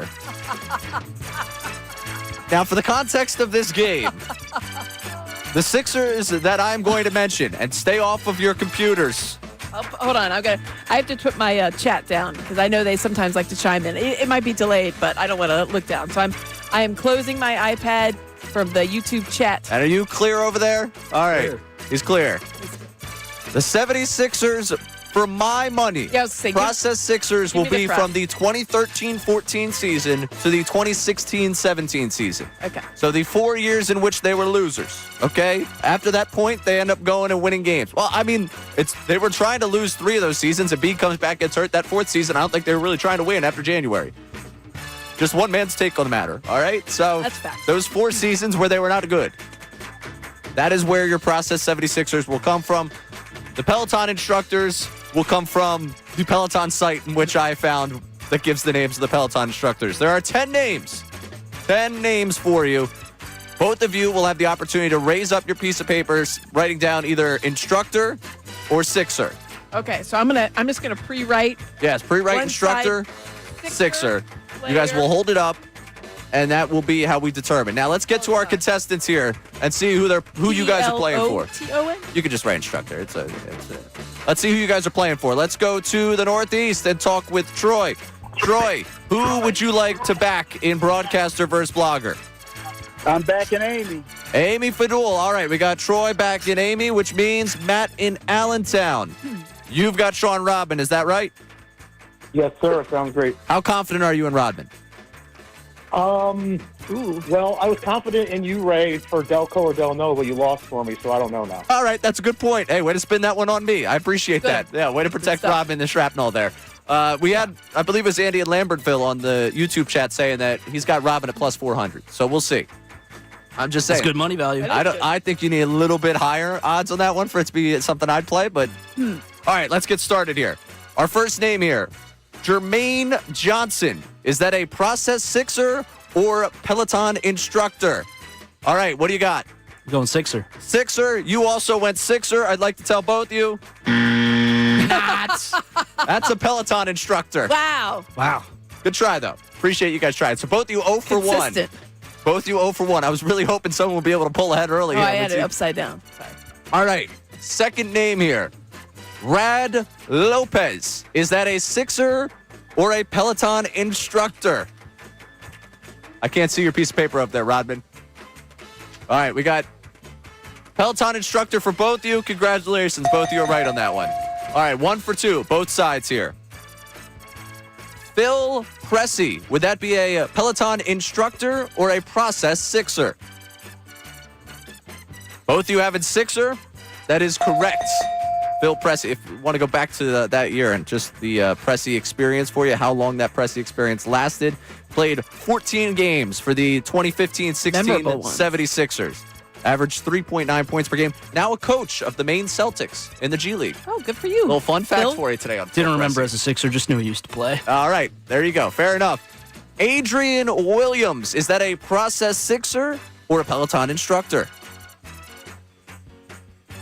Man, both you going instructor and both you nailing that. 3 for 4. So they figured it out. You know, it was tough for Jermaine Johnson. I just honestly, Jermaine Johnson. I thought it was a Sixer. You I can don't hear know. Matt Cord saying Jermaine Johnson for sure. Yeah, no, I understand where you're coming from on that one. So I want everyone to know, if they continue at this pace, we do have a tie-breaking question, which will be a fight to the metaphorical death on getting it first. We'll see if we get there. 3 for 4, both of them. Sonny Weems. Is that a process sixer or a Peloton instructor? We've got Amy going Sixers player. We've got Rodman going instructor. Sonny Weems was a sixer. Amy is correct. I remember Sonny Weems. Sonny Weems. I mean, that was one of the names that I just recall from the process. I can't tell you I got a lot on him. That just sounds like someone that'll get you pumped up to, to ride on the Peloton. Sonny Weems, 7 games in the 15-16 season. That was my logic there. He might be doing that now. We don't know. He's not listed on the site. Don't you question the integrity of the game, Amy Fadul. All right, so Amy is now 4 for 5. Robin is now 3 for 5. Okay. Chris Johnson, process sixer or Peloton instructor? Oh, this could go either way. I know. That's the point of the game, folks. Oh, man. I don't know what yours says, but... Both of you going with Peloton instructor. Neither one of you remembering the legendary 9-game run of Chris Johnson. Chris Johnson. Honestly, that was a toss-up. I couldn't. 9 games in 2014-15 with the 76ers. He started 2 of them. Good 2 Lord. starts for Chris Johnson back still then. got 1, Matt. Johnson. All right, still behind by 1. So you've got 4. He's got 3. Let's go to Darius Morris. Process sixer or Peloton instructor?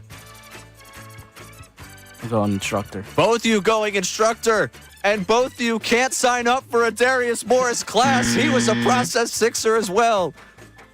Darius Morris. How many games did he play? 12 games back in the 2013-14 season. Wow. That's some good deep stuff dive right process. there. All right. Darius Morris. So it is 4-3 in favor of Amy Fadul as we give you the name Andy Spear, process sixer or Peloton instructor. There's no way. I feel like I have to just keep going instructor at this point. All right. At this point, this is not a you guys sixer. are correct. There's no way this is a sixer. All right. Yes, Andy Spear is a Peloton instructor.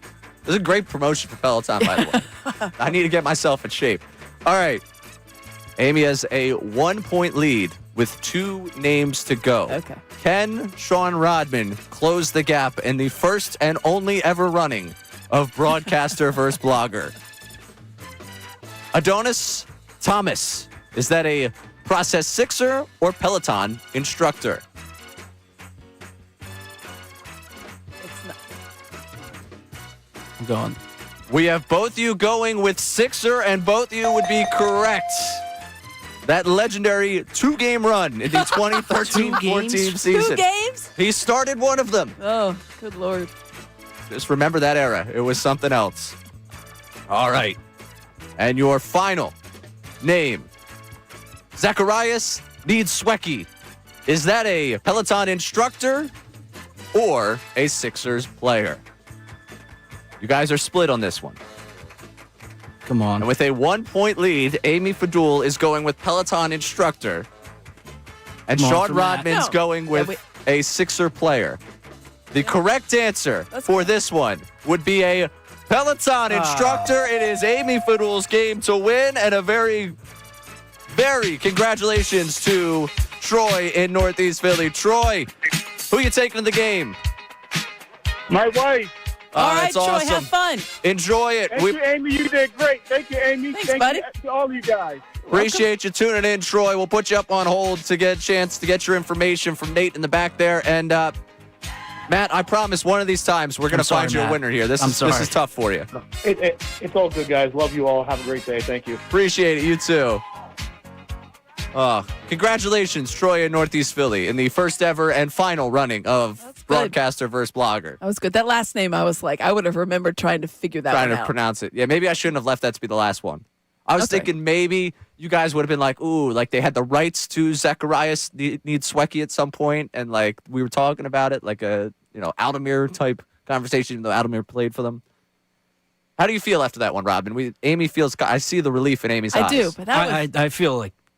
I feel like there's a bunch of disappointment all for me right now. I mean, it was close. Some names that were in there that I was like, I got nothing. Yeah, there's definitely names that I guessed on got correct and incorrect. There's one guy that played 12 games. And we got the guy that had 2. Yeah, that was. We missed the guy that played like 12 or 14. That's wild. That was the height of actually that.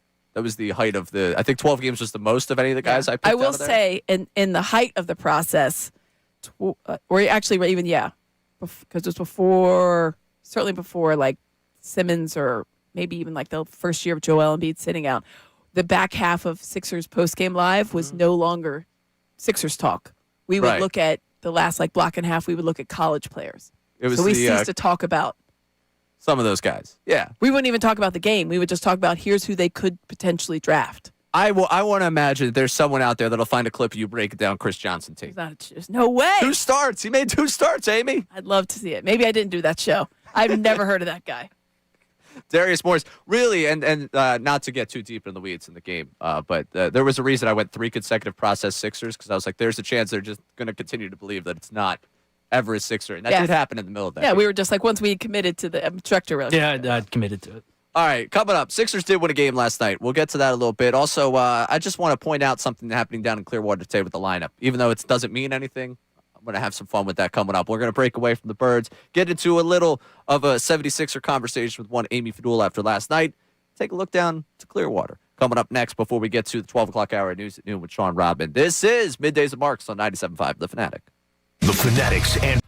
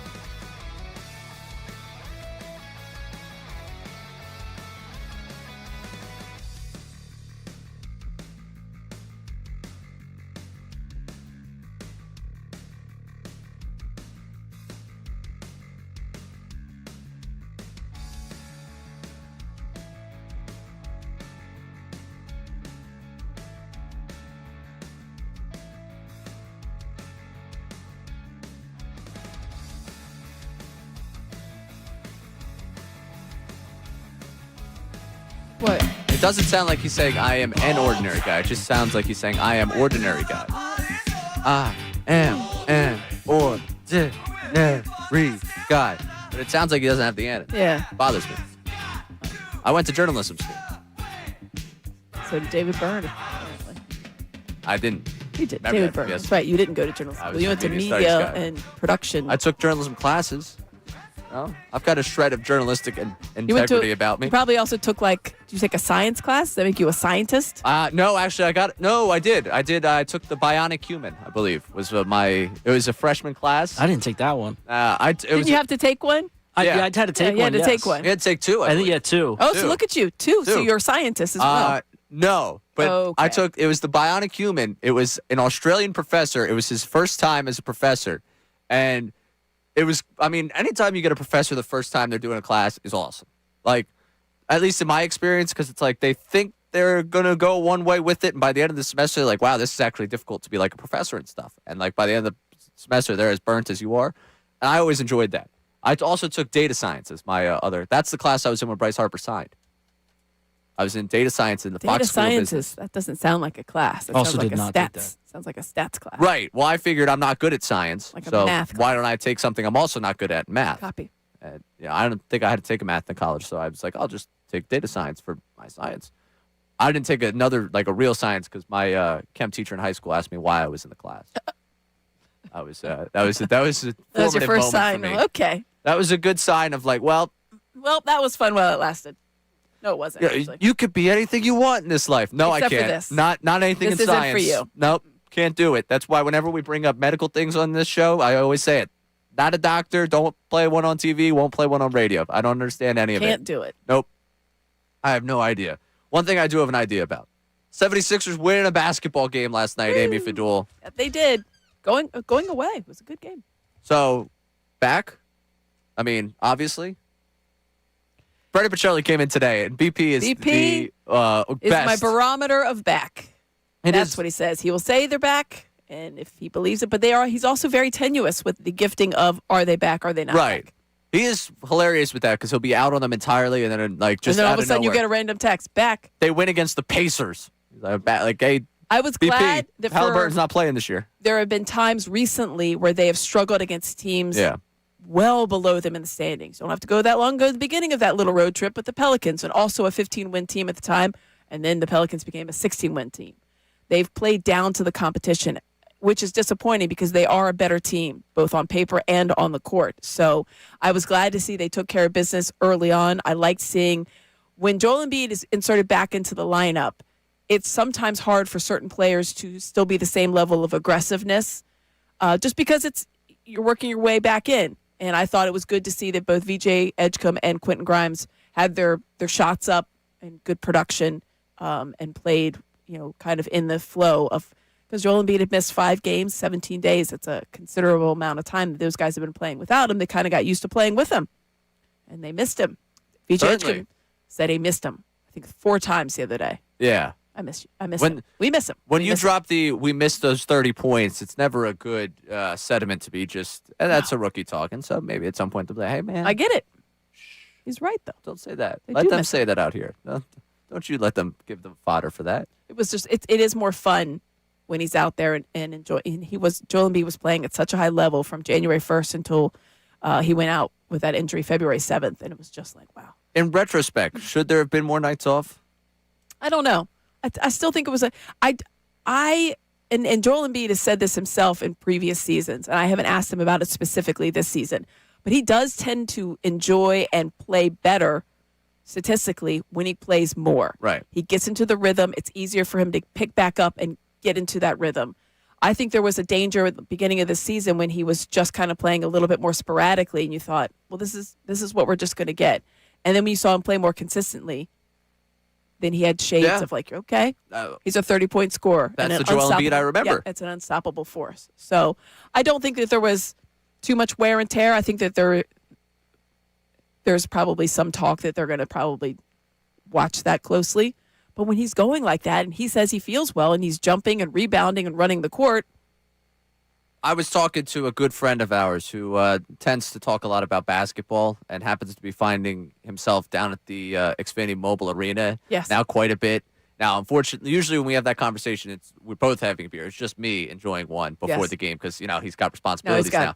Other jobs. But he kind of had similar on those lines where it's like, if he's available, it might just throw him out. Like, if we're at this point, just throw him out there when he's healthy. And I was like, yeah, that's a great point. I was like, I'm just looking at the last month, and I'm like, Yeah, you think it was maybe a little? Because there was times where, so I keep a notebook, a spiral bound notebook for every single season. And I just write down each game so I can go and reference it. And there was times I always write the minutes down. I don't write them down for Tyrese Maxey. The only reason I write Tyrese Maxey down just is if they're under 38. Exactly. I will write down 36 minutes with an exclamation point because that's under what his average is. But I would write down Joel Embiid's, and so it started at 20. And so when we were getting up to the upper 30s, those were like circles. And I thought, okay, maybe a little bit, but if he's going and he says he's good with it. Yeah. And it's. But am I paying the piper now? And then there's always the question. This is the Sixers fan, and the Sixers sympathize with me with the people that are entirely out, where I'm like, there's someone listening to this right now saying, you were going to pay the piper at some point probably anyways when it came down to it. So why aren't you going all the way out with him? And I get that. But it was good to see him back last night. It was good to see them have a good third quarter. That was a nice change of pace for me. Yes. Enjoyed that. And pick up a win that they needed. They needed to take at least 2 on this trip. Had to get to that me, win. It was probably one you should have taken all 3 on the trip. But, I'm getting greedy in my old age. So I wanted all 3 on that road trip. You get 2 on the road trip. Now you can't lose to the Heat tomorrow night. Especially now with Troy in attendance from Northeast Philly. Troy's there with his lovely wife. Troy and his wife. They have a good time. Yeah. Yeah, I think also you have to start looking at the standings. I've talked to Mark Jackson all the time. Obviously, he's on with me for pre- and post-game shows. And he says when he was in the league, right around just after the All-Star break is when people would really kind of start. He said they glance at it occasionally just because, and it's more so of where we are and who is at the very top. Yeah. Or we're here, who's chasing us. He said you will pay attention to it to that kind of overarching type of look. But now it's really when you start to think, okay, we've got 24 games to go. We have X amount against teams according to whatever kind of metrics they put on it. But based on the team's records right now, coming out of the All-Star break, the Sixers had the 8th easiest, which is something because the next West Coast trip is not the tough one that we had before where they're playing all these teams that are well into the playoffs. So you want them to take advantage of that. And then they've been good on the road. All right, real quick, 30 seconds of this. You know who's batting leadoff today for the Philadelphia Phillies down in Clearwater? Kyle Schwarber. He is.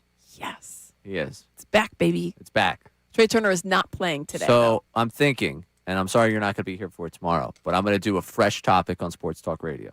Tell me more. I'm going to lead tomorrow's show with the question of, should Kyle Schwarber bat leadoff for the Philadelphia Phillies in 2026? And I'm going to see if people engage with it. Because I don't know if anyone's done that show before, but it sounds like a show that would be quite enticing to do. That's your first segment. Your second one is, should A.J. Brown be traded? Good point. And for what? Yep, that's a good point. Yeah, we actually got someone to tweet it in. We got a couple of good tweets. So I got a tweet from If Bayless of me as a game show host. I might retweet the AI image of me as a game show host.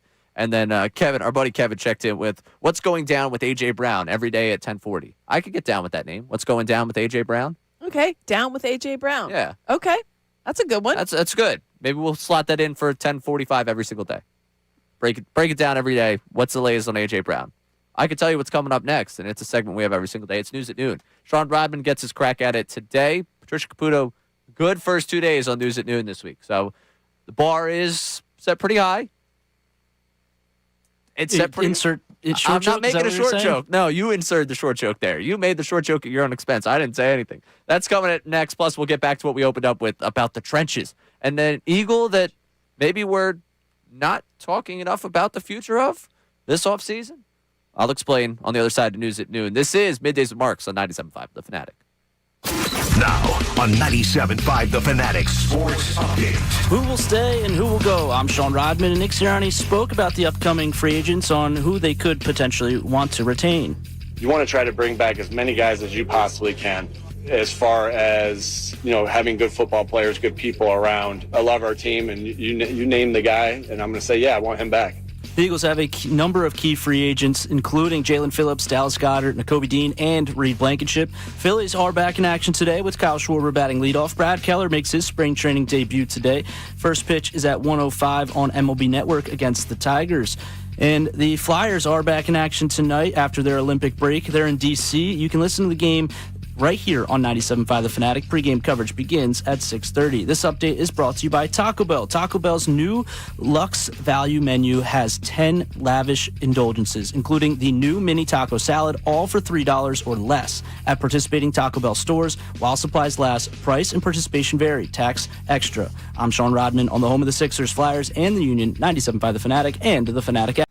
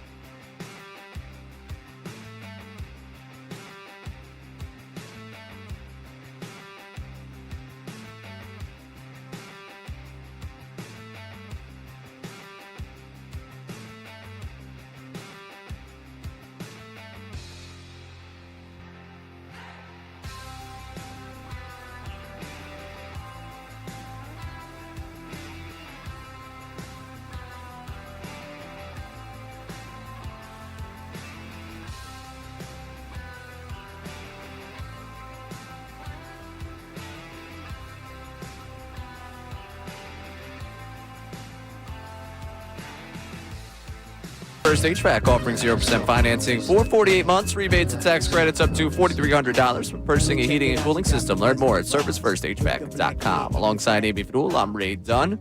And for Johnny Marks, I should shoot him a text and see how the Disney trip is going. We texted him on Monday, but I'm assuming no news is good news. That Yes. you're just like dancing around the park and like the last thing. And you probably need- like hitting the hay every single evening, just Right. exhausted, right? I would 'Cause imagine it's, so. It's exhausting. What do you think is John Mark's favorite Disney character? Donald Duck. Donald Duck? That's my guess. Feels like, yeah, that feels like a good call. Because it's like it's not main character, but Right. it's close to main character. Of course. Like Donald could have his own bit, but Yeah. usually it's just part of, it's a side story of, but it's more involved than Goofy. There's for sure, but like there's a very considerable people in this industry. Like no one's ever going to go for the main character in this industry. Like the people like us that work in this, like we all. Oh, there's a couple people that are main character. No. I'm not saying that he's not a main character. I'm saying that our opinions. It's almost like you would never choose. Yes. Like if someone asks you who's your favorite Disney character, no one's going like, oh, Mickey. Oh, I think there might be one or two. No, I'm saying like people in this industry. I think there's people in this industry. Really? You yeah. think? Oh, okay. Well, maybe they're not thinking critically enough. Well, that's true. Yeah. I mean, I don't know. Like Mickey's just. Oh yeah, I love Jalen Hurts. I love Bryce Harper. Like, it's just the easy choice. It's like low-hanging fruit. It's a franchise player. Like, oh, yeah, of course. Oh. It's a Mickey Mouse answer, really, what it comes down to. Oh, is it a Mickey Mouse question? Kind of, when it comes down to it. All right, let's get to news at noon, Mr. Robin. This city needs its news. Now, it's time for I'd like to be remembered as a good newsman. the News at Noon That's the coolest piece of way I've ever heard in my entire life. That's insane. with Ray Dunn. Alrighty, let's start off in the wrestling world. And why we're starting in the wrestling world? Well, that's because of Tom Brady, specifically. And I don't know if you caught this the other day on ESPN, but Randy Orton was on ESPN. And he said that he wanted to do something to Tom Brady that I think a lot of people around the league, around the country, and specifically around the Philadelphia region would like to do. Tom Brady on, and Tom Brady had a few things to say about pro wrestling. I think he called it quote unquote cute. Cute was the term. So I've never met him, but I'd love to meet Tom and hit it with an RKO. I'd say he'd be at the top of the list. I mean, I'm not stopping him. I'd pay to see that. Did you see him at WrestleMania? An actual one. Yeah, so this actual. Part of when I saw that clip and the way that they all reacted to it. He was talking to one of the Paul brothers. That was, I think, who he did this to, because one of the Paul brothers was touting their flag football acumen with Tom Brady. He said, because I don't know which one, Logan or what's the other one? Jake? Whatever. Yeah, I think Logan's the wrestling. Sure. We'll go with that one. What's the one that got his jaw broken? Jake. Okay. Then Logan. I remember watching it and thinking, the guy was talking to Tom Brady, and whatever your opinion you have of Tom Brady, you cannot deny the fact that he is one of the best football players to ever play. Yeah. Ever. Mm-hmm. And so he was saying, like, oh, you don't know, like these guys, I could hang with the flag football guy. Tom Brady's looking at him and be like, I'm sorry. No, you can't. No. Which also, like, it's the Paul brothers shtick. I don't really. I didn't know that they were still a thing until that. I thought the one that broke his jaw had completely fallen off the face of the earth. No. He apparently is back in it. They're gonna be a thing forever. Like, that's just welcome to this world that the Paul brothers are relevant. But yeah, that, I guess, out of that, there was a little bit of it to me that, like, it kind of felt like we got almost too much personality out of Tom in that moment where it had to be staged. Yeah, we can't like you. So. Well, I just, like, I'm always thinking about the next thing for Tom, because Tom's doing everything right now. He's running the Raiders. He's an analyst. He's going to go play in this flag football thing. And, like, it seems like he's very involved. He's become very tight with the whole Fanatics crew. Like, not the Fanatic crew. Tom Brady and I aren't hanging out. But, like, the Fanatics crew. It almost seems like he's ready to promote the next thing, and the next thing for him could be him, like, showing up on WrestleMania and being like, I do have a personality, guys. Here I am. Look at me. I'm the GOAT of football, and I'm about to be the GOAT of wrestling. Was Brady a part of that cryptocurrency thing that didn't go anywhere? Yes. So that was one of the best parts of the roast. Yeah, the roast. He did the roast. You know, she regretted instantly. Oh, it's instant regret. I'm sorry. If you sign up for a roast and don't expect people to go after your high-profile divorce, I don't know what you're expecting. I think he took more. He was more upset when they went after Kraft than when we went after his marriage, which Probably. I think says a lot. That does say a lot of. He went back to play football to go 8-9 with the Buccaneers. Yeah, that was not good. I'm not going to roast him, because they already did that about the whole Giselle thing, but, like, the roasting, the bit where, because I think it was Nikki Glazer gave him, she was like, how did you get caught up in this crypto? Even Gronk knows that's not real money. That was a really good bit. Nikki Glazer was already superstar level, like, that was a really great, good but bit. I think she did elevate herself to a whole nother level coming out in that. And there was one other comedian that I was like, yeah, that roast, they did their thing there and elevated themselves to a whole another stratosphere with that Tom Brady roast. Good stuff out of that, honestly. All right, what do you got? All right, next up, let's go to the baseball world with the ABS system coming into effect this spring training, and we're seeing somehow the challenges work and everything. And, well, yesterday in the Pirates-Red Sox game, there were 3 consecutive in the first inning, 3 alone, that were successful challenges. This one is probably the most egregious, and at the end, the announcer tells you where the ball was. I saw We'll have a review here. Our first ABS challenge of the day. Call the field is a ball. The catcher is challenging. We will take a look, and it is a strike. So the catcher was right, and that one kind of right down the middle. It was embarrassing. Yeah, it was really obvious. It was embarrassing how down the middle it was. Granted, I understand that this is a AAA umpire. It's spring training for everybody. But at the same time, there was 5 consecutive challenges that were overturned. Yeah, it was not a good look. No. Luckily, though, the Phillies, I think their first game of the season went 0 for 2. So our team doesn't have a feel on it yet, but other teams have a feel on what exactly is happening. That feels about right. Yeah. I'm very interested in the politics of this whole thing, of like who will be the one allowed to do it. Like, Justin Crawford, you might have a good eye, but are you telling me that we're going to risk losing our challenge? Right. Is there a certain, because there's going to have to have conversations had of, okay, Alec, I know you think you saw what you saw, but we can't risk it. So you get one. Right. This series. This series. Right, yeah, just this series. Once a month, maybe. And I think it was Chris Sale. Was it Chris Sale? We were talking about this at the hotel the other night, a group of us. Like Chris Sale was like, I'm not using that. It's like, yeah, that's probably smart for your relievers not to use it. To let the reliever late in the game be the one to be able to challenge it, review it. Well, didn't Sale say he's not using it because he thinks every pitch is a strike? Yeah, well, because I respect umpires too. Like, congrats, okay, man. yeah, they like you. You're fine. Yeah, way to score the points with them. You're too good of a pitcher to be kissing rear end of umpires, to be honest with you. Yeah. Like, to be real frank about the whole situation, just relax with that. Please. Congratulations on your extension, though, and way to have a bounce back to your career. It's actually really impressive, but I hate that you're brave. Next up. All right, so we're actually going to go talk about Big Dom now. Big Dom did not join a podcast, but he was talked about on a podcast, Pardon My Take, Barstool's podcast. Yep. He actually interrupted their recording, and he has beef between him and, I guess, their producer, Hank, there. And makes sense. They had to kind of settle it off air and maybe take it outside. So Big Dom came. We were obviously stopped the show to talk to Big Dom. Some things have to be off the record. Yep. The beef has been squashed, Hank. Going outside was mentioned, and I was like, this is just one of those situations where I just have to just go outside and maybe just chuck knucks until I just die with Big Dom. So I was ready to do that. I'm happy the beef was squashed. So no fighting. Chuck knucks until I die. Do you have the source of this beef? No, I just know that there's beef. All right, so Big Dom is engaged with, and like... Well, they said some things are off the record. Yeah, I couldn't find it. I think it has something to do with the Eagles-Patriots.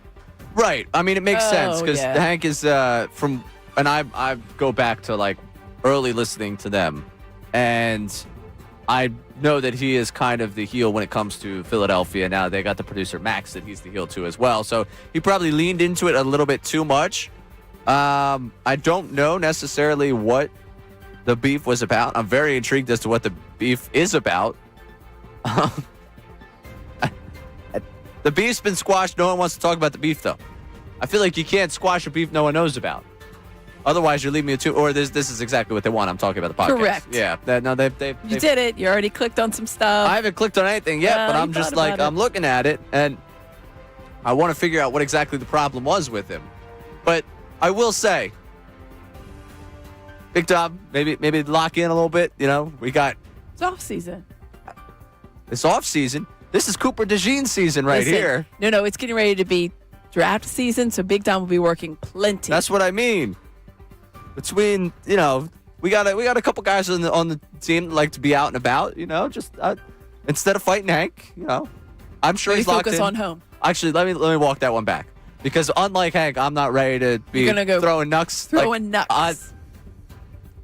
I'm not going to cause any problems You're here. doing a great job. I'm pro Big Dom. I want that on the record. I want that to be very clear.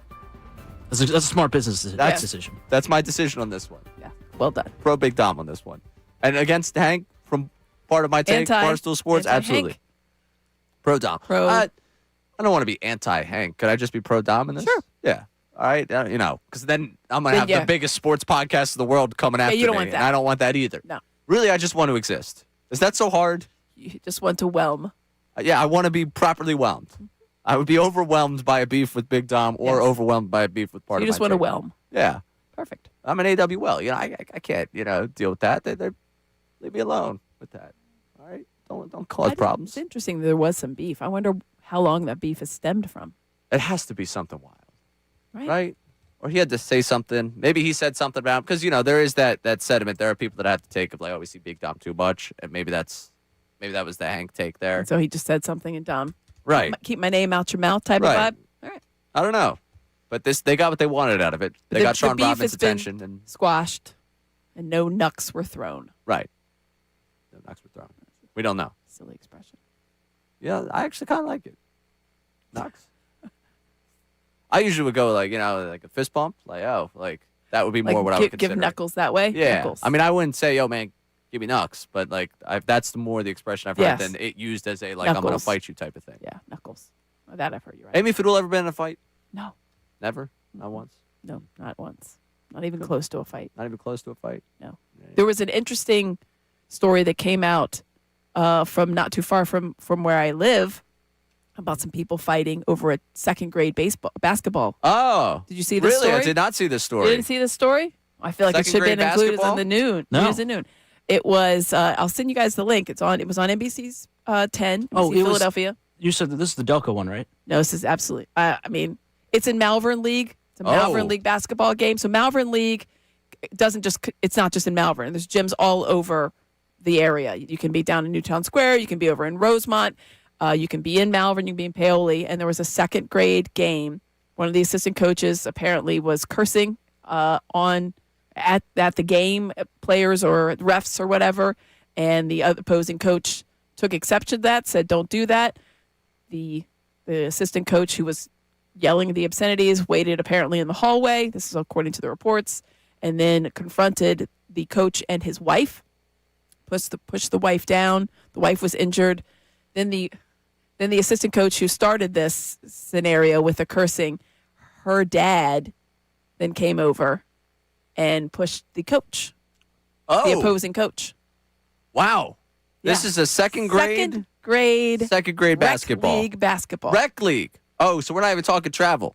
We're talking rec. No, talking about rec. Rec. We're talking rec ball. They got T-shirts on. I'm talking about travel. How many people arrested? Two. Two? Two arrested. Two Wow. arrested. I'll send you the story. But it was on NBC. I had actually heard the story previous. Secondhand, yeah. Because Word gets to the word Fidul gets Kane house around. pretty quick. We were yeah. at a different basketball game, and this was a couple weeks ago. So, did you hear what happened at the second grade Malvern League game? And I was like, no, I did not. Please fill me in. So then when I saw it on the news last night, I was like properly flabbergasted that it had reached that level because they were cited. The police were called, and they were arrested and cited for assault. I think they're misdemeanors, but it's assault and harassment. I can't remember the other. But it was a woman and her father were the ones that were the arrested people. And now I think they're probably saying self-defense. I don't know. I haven't looked at the whole thing. But. Now, I don't have children. That's an obvious statement that I just Don't need you to have to clarify kind here. of like reevaluate your life if you're getting to that kind of yeah, like, if you're level? getting arrested at a second grade rec league game, I feel like that's a little like, hey, who are you in this for? Because you want your child to succeed and you want your child to have a fun time. But I would imagine you want your child to have a fun time in second grade more than you want your child just to like, oh, I need them to succeed. I need this team to succeed. I need to win this game. Yeah, what about the coach cursing too? Right. Like all this entire thing is what a spiral are they out doing of on control. the court that is so awful that these kids are learning how to play basketball, clearly. Right. I mean, again, I'm around athletes pretty consistently that are on scholarship to do the sport they're playing. And sometimes they don't run the play they're supposed to. Like, these are second graders. Some of them probably playing the sport for the first time. If they're not doing what they're supposed to, that's kind of what happens. Yeah, you pull them aside. I just sent it to you with the mug shots. 3 hurt. Oh, 3 hurt. So the hurt was the opposing coach, the opposing coach's wife, and when the opposing coach was pushed, he was holding his 3-year-old child, who then was injured as well. So Smart. Guys, we got to be better. Could we please? I think there's a quote from the police officer of Lower Merion saying something like, the adults need to be the adults in the room. The most important thing is to be the adult in the room. The fact that sentence has to be out there is pretty wild. Right. But I'm sure there's more to the story, whatever else. The people that were the offending people, I think, have come out and said, well, we were antagonized. I don't know. Right. Again, so they're suing. I say this, I don't have children, so I don't know what it's like to watch your child play. I know I've watched family members play sports, and I've got annoyed because of things that have happened in games. To ever go to the extreme of confronting someone or hitting someone over a Pushing, yelling, second grade rec league basketball game is absurd. Yeah.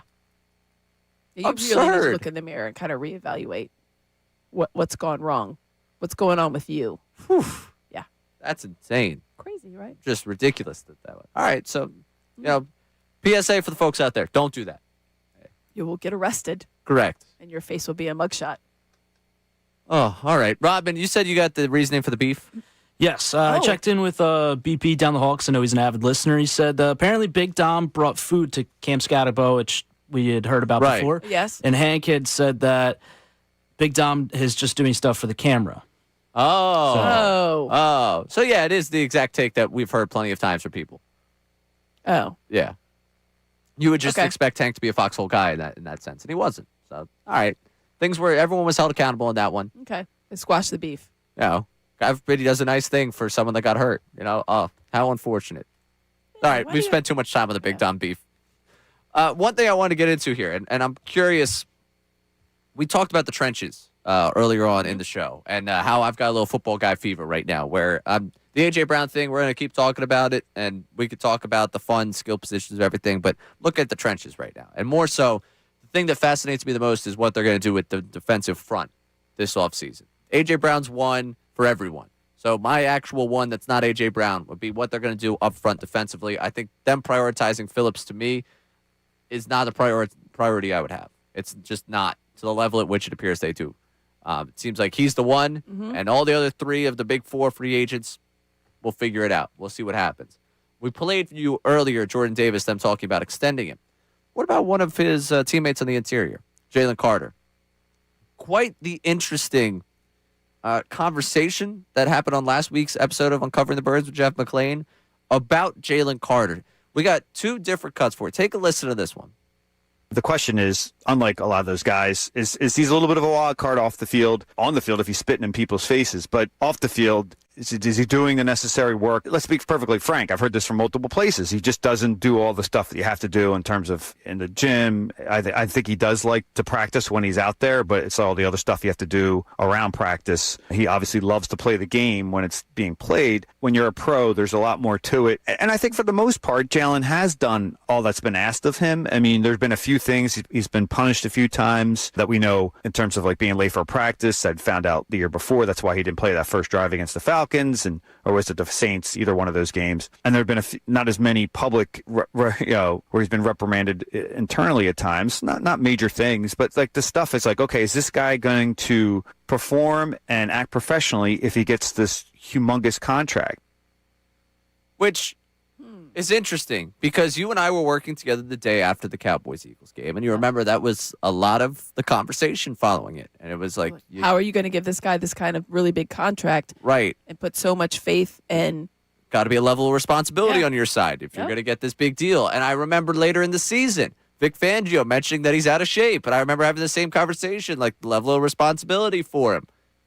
He's a tremendous talent. You can't deny that. Can't deny it. But would you be concerned given that contract? One NFL executive went even further than where McClain went, and this is from the same podcast.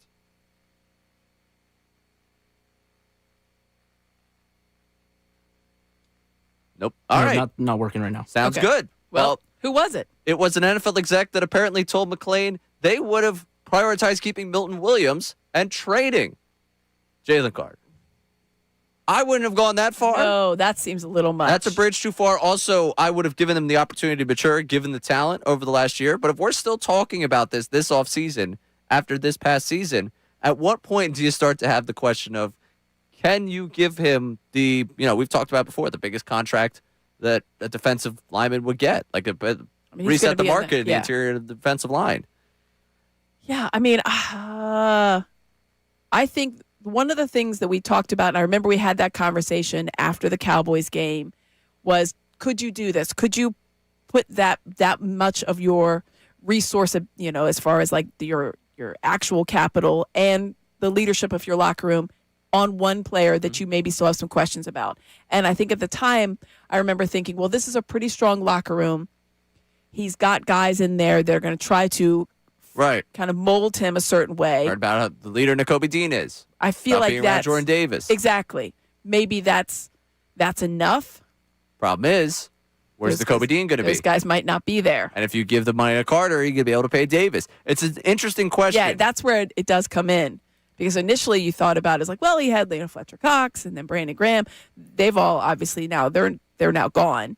So now it's this younger core that does have extreme leadership values that you hear about. You mentioned Nakobe Dean. I think his leadership throughout that locker room was really highly praised throughout the season. But he might not be there. There's a good chance he won't be there. Would there be a hesitation to dole out that big of a contract to Jalen Carter following the season that he had? I would be interested to see what the contract would look like as far as the caveats. Right. That's fair. What can you write in there and what, in terms of guarantees, they would accept. would be triggered? Yeah.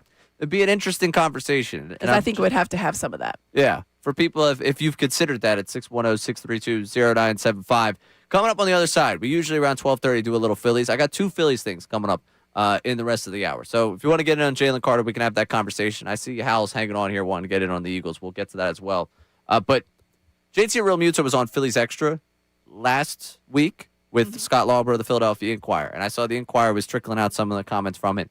And we had the run it back defense because everyone has to do the run it back defense here. And I just want to play it for people and react to it with you of just another Philly trying to deflect off of the, no, it's different. It's different. And it doesn't matter that it's the same.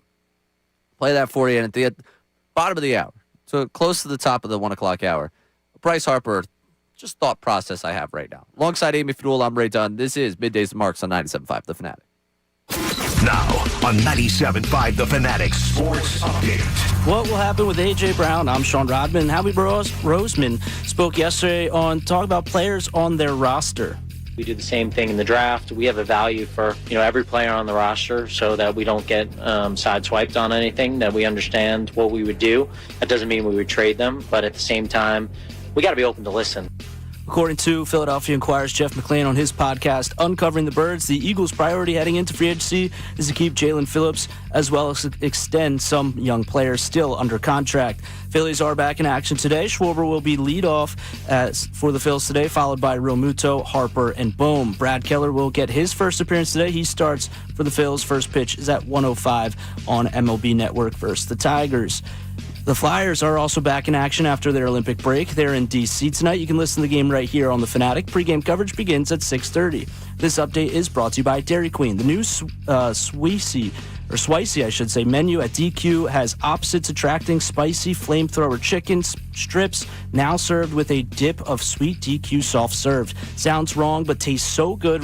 Right, the new Swicey menu at DQ at participating locations. I'm Sean Rodman on the home of the Sixers, Flyers, and the Union, 97.5 The Fanatic and the Fanatic app.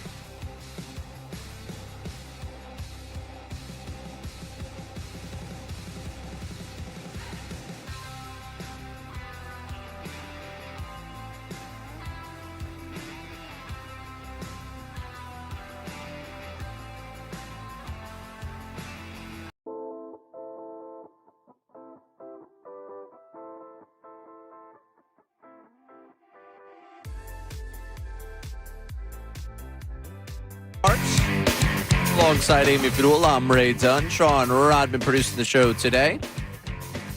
Bouncing around a bit. A lot of Eagles. A lot of combine. We've been breaking down 40 times all day. Wingspans. Obviously figuring Verticals, out jumping. verticals. And it's all about hand size, really, when it comes down to it. This will be the week of the measure. Right. Here to here. Right. And it'll be whose hands now, unfortunately, will be the reason why they go in the second round instead of first. It's tough. I get excited for the football writers. I think I said this yesterday. I like the coverage of the combine more than the combine itself. Yeah, I feel like I think we did kind of mention it. When you're looking at a player and it's just continuous. It's just continuous running and all the other metrics. It's the conversations that the people covering it are having, which are so interesting to me. Yeah. And there's a lot of fun backstories, too. Always great. Which I think are always really good, but that's what the reporters find. They always find, the future Camp Darling and what he's going to bring as far as, this guy. That's a good point. This is good research time for the future Paul Turner preseason Player of the Year award, which I look forward to giving out again this August when I inevitably fall in love. Actually, this year, the Paul Turner preseason Player of the Year made it the roster, which I guess is kind of against the spirit. Yeah, it's against the spirit of the award. So maybe next year we'll have to, when the NBA did the 65-game limit to limit Embiid from winning MVP, next year it'll be you can't make the team if you win the Paul Turner. Yes. If you are the Paul Turner Camp Darling award, you're not allowed to. You can make the practice squad. What? Yeah. All right. I'll allow it. I'll allow it. Well, it's because that way the affection can continue. That's because Sirianni always mentions the 70-man roster they have, and that's counting the practice squad. Yeah, so it's you're right. Sirianni sees you as one of the active roster guys with all these elevations and such. What does it even mean these days? Speaking of the 65-game rule, before we get back to the Birds and move on to a little Phillies I don't like that. Yeah, nobody does. Nobody does. It's also a really high number, and they're going to adjust that when the next CBA, I'm sure, comes out. It would be one of the top things for me because people just aren't playing that much, and it's not just because of Joel Embiid. It's not just the injury management or whatever they want to call it. It's just not a realistic number for the high-level players to be playing. And, I mean, that we could do the whole war of NBA generations here, or we could just go with what it is. It flat out stinks. Who's going to win MVP this year? Who's going to be eligible? SGA. Is he going to be eligible? He's on pace for 67. Yeah, he's going to be close. Yeah, you're asking him to come back and play everything. Tyrese Maxey. I was about to Tyrese Maxey or Cade Cunningham. So those guys play a lot. I mean, that's the thing. It's the argument for it is like, well, they didn't play every single game. It's just that's not how the NBA works nowadays. Yeah, shout out Harry Mays. Like it or not. Because Harry Mays had Maxey MVP. I have it. Beginning of the really? I picked it up early. Yeah, he did too. Like beginning of the season, he's like, I'll tell you what it's at. I'll throw a couple dollars on that. I'll tell you what it's at. So yeah. I got to be honest with you. If I were you, I would be really for this whole 65-game rule. Yeah, it's true because he might be the attrition. Hold on, my bets. I don't have a lot. Yes. She doesn't have a lot. She just has like $3,000 on it. I placed it on November 4th. All right. At 8:43 p.m. I'd love to see if there is that a Sixers game that day. I must have been very impressed. And I got it at 10,000. Man, I got to text Harry and see when he put this bet in because I remember we talked about it. I've got a couple. I've got VJ Edgecombe on 10/21 for Rookie of the Year. I placed that on October 21st, 9:36 a.m. That was an early bet. And then I also have another Rookie of the Year. I have Con Canepa, which I placed in October as well. So glad you just can't look things up on Twitter anymore. I was trying to find it because I know he tweeted about it. Now I shoot him a text out of nowhere. Hey, man, I'm on the air right now. When did you have Maxey? When did you put the Maxey MVP bet in? Because it was probably around that time. I also have Sixers 50-plus regular season wins. Wait. 50-plus? Yeah. All right. Well, all your wins have been totally taken, but that's all right. 50-plus. When was that made? I made that the same day. Apparently, I made VJ Edgecombe. I was feeling great that day. That was also on October 21st. It was a really good start to the season. Amy was very excited. On the app I just looked at, Maxey is plus 10,000. That's what. Yeah, I see that. So, I don't think he was plus 10,000 when I guess he must have been, right? Do those fluctuate? Oh yeah, absolutely fluctuate. So then, they jump around here. But but the one year that I locked in Joel Embiid for my MVP, I locked that in early. And was it the year that it worked out for you? Oh, good. That's good. You only did it 1 year? Yeah, I don't think I bet him. Oh, so it's on you. You should have been the one betting him the whole time. You're right. Yeah. I'm sorry, Joe. Yeah, congrats to Jokic. Yeah, plus 10,000. So my $10 wager could really come back. That'd be nice. Be a good chunk of change. I just texted Harry. We'll get his input on there in a second. Now, I understand we have some texts on Jalen Carter. Before the break, we played basically the concerns that Jeff McClain laid out in his latest podcast about Jalen Carter, about the fact that he practiced well, but everything outside of practice, not exactly doing the things you need. You mentioned he was out of shape last year. Mentioned, obviously, we all remember what happened opening night, him getting thrown out. He was a little banged up at times this year. Can you hold that totally against him? Maybe you can say part of it has played into it because of the shape he's in. But you're going to give this guy one of the biggest contracts, if not the biggest contract in football history, to go to interior defensive lineman. Are you just totally okay with saying, yep, sign me up for that? What do we got on the text line? 610-632-0975. First texter checks in, no name, and this is pretty much what he just says. We're talking about practice. All right. Fair enough. Our other texter is Joe from West Philly. He says, out of all the players you mentioned, Carter is going to be the one on the top of everybody's pay list. He's going to get paid no matter what. So it does feel like there's an inevitability to this. That's what I was going to say. That's the exact word. There is a certain amount of inevitability, but you just wonder.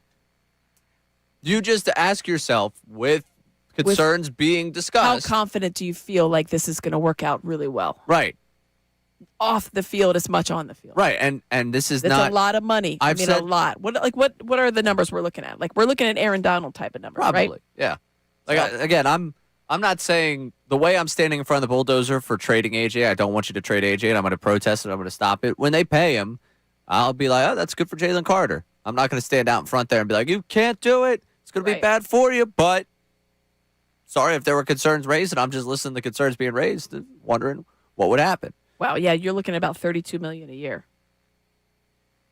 4-year deal between 125 and 140. And we talked about the pass rush late in the season. Like, he wasn't there for some of that late in the season. Obviously, he was banged up, and maybe by the end of the season, he was just so banged up it became tough. But you're paying him to be a game record. Yeah. I mean, you would be resetting the market because Chris Jones is the market, right? He's at like 30.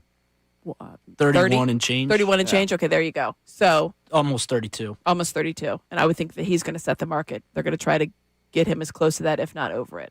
All right, while we're on the topic of the Birds and making deals here, let's go to Hal Naples because I know he's got something he wants to get into here. Hal, you're on 97.5 The Fanatic. Hey, guys. How you doing? Good. How about yourself? Good afternoon to you. Yeah, just a quick comment and a question, please. My first question, what would you do as a trade straight up for Crosby and A.J. Brown right now? Max Crosby?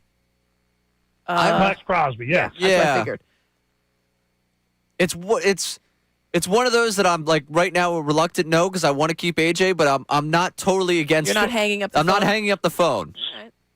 No, I don't hate it. I'm just saying, I think it's a great deal for the Eagles, not for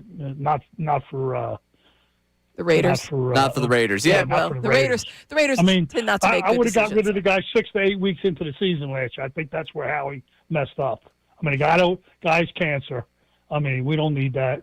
Second of all, my second opinion about baseball, it's about time they've had this automated replays. balls and strikes. Oh my God, the umpires were so bad last year. I mean, they're bad in period for the last 10 years, but they were so bad last year. It's about time they do this because these guys, they're just collecting a paycheck, if you ask me. And Amy, like you were talking about your second grade incident that happened. Yes, sir.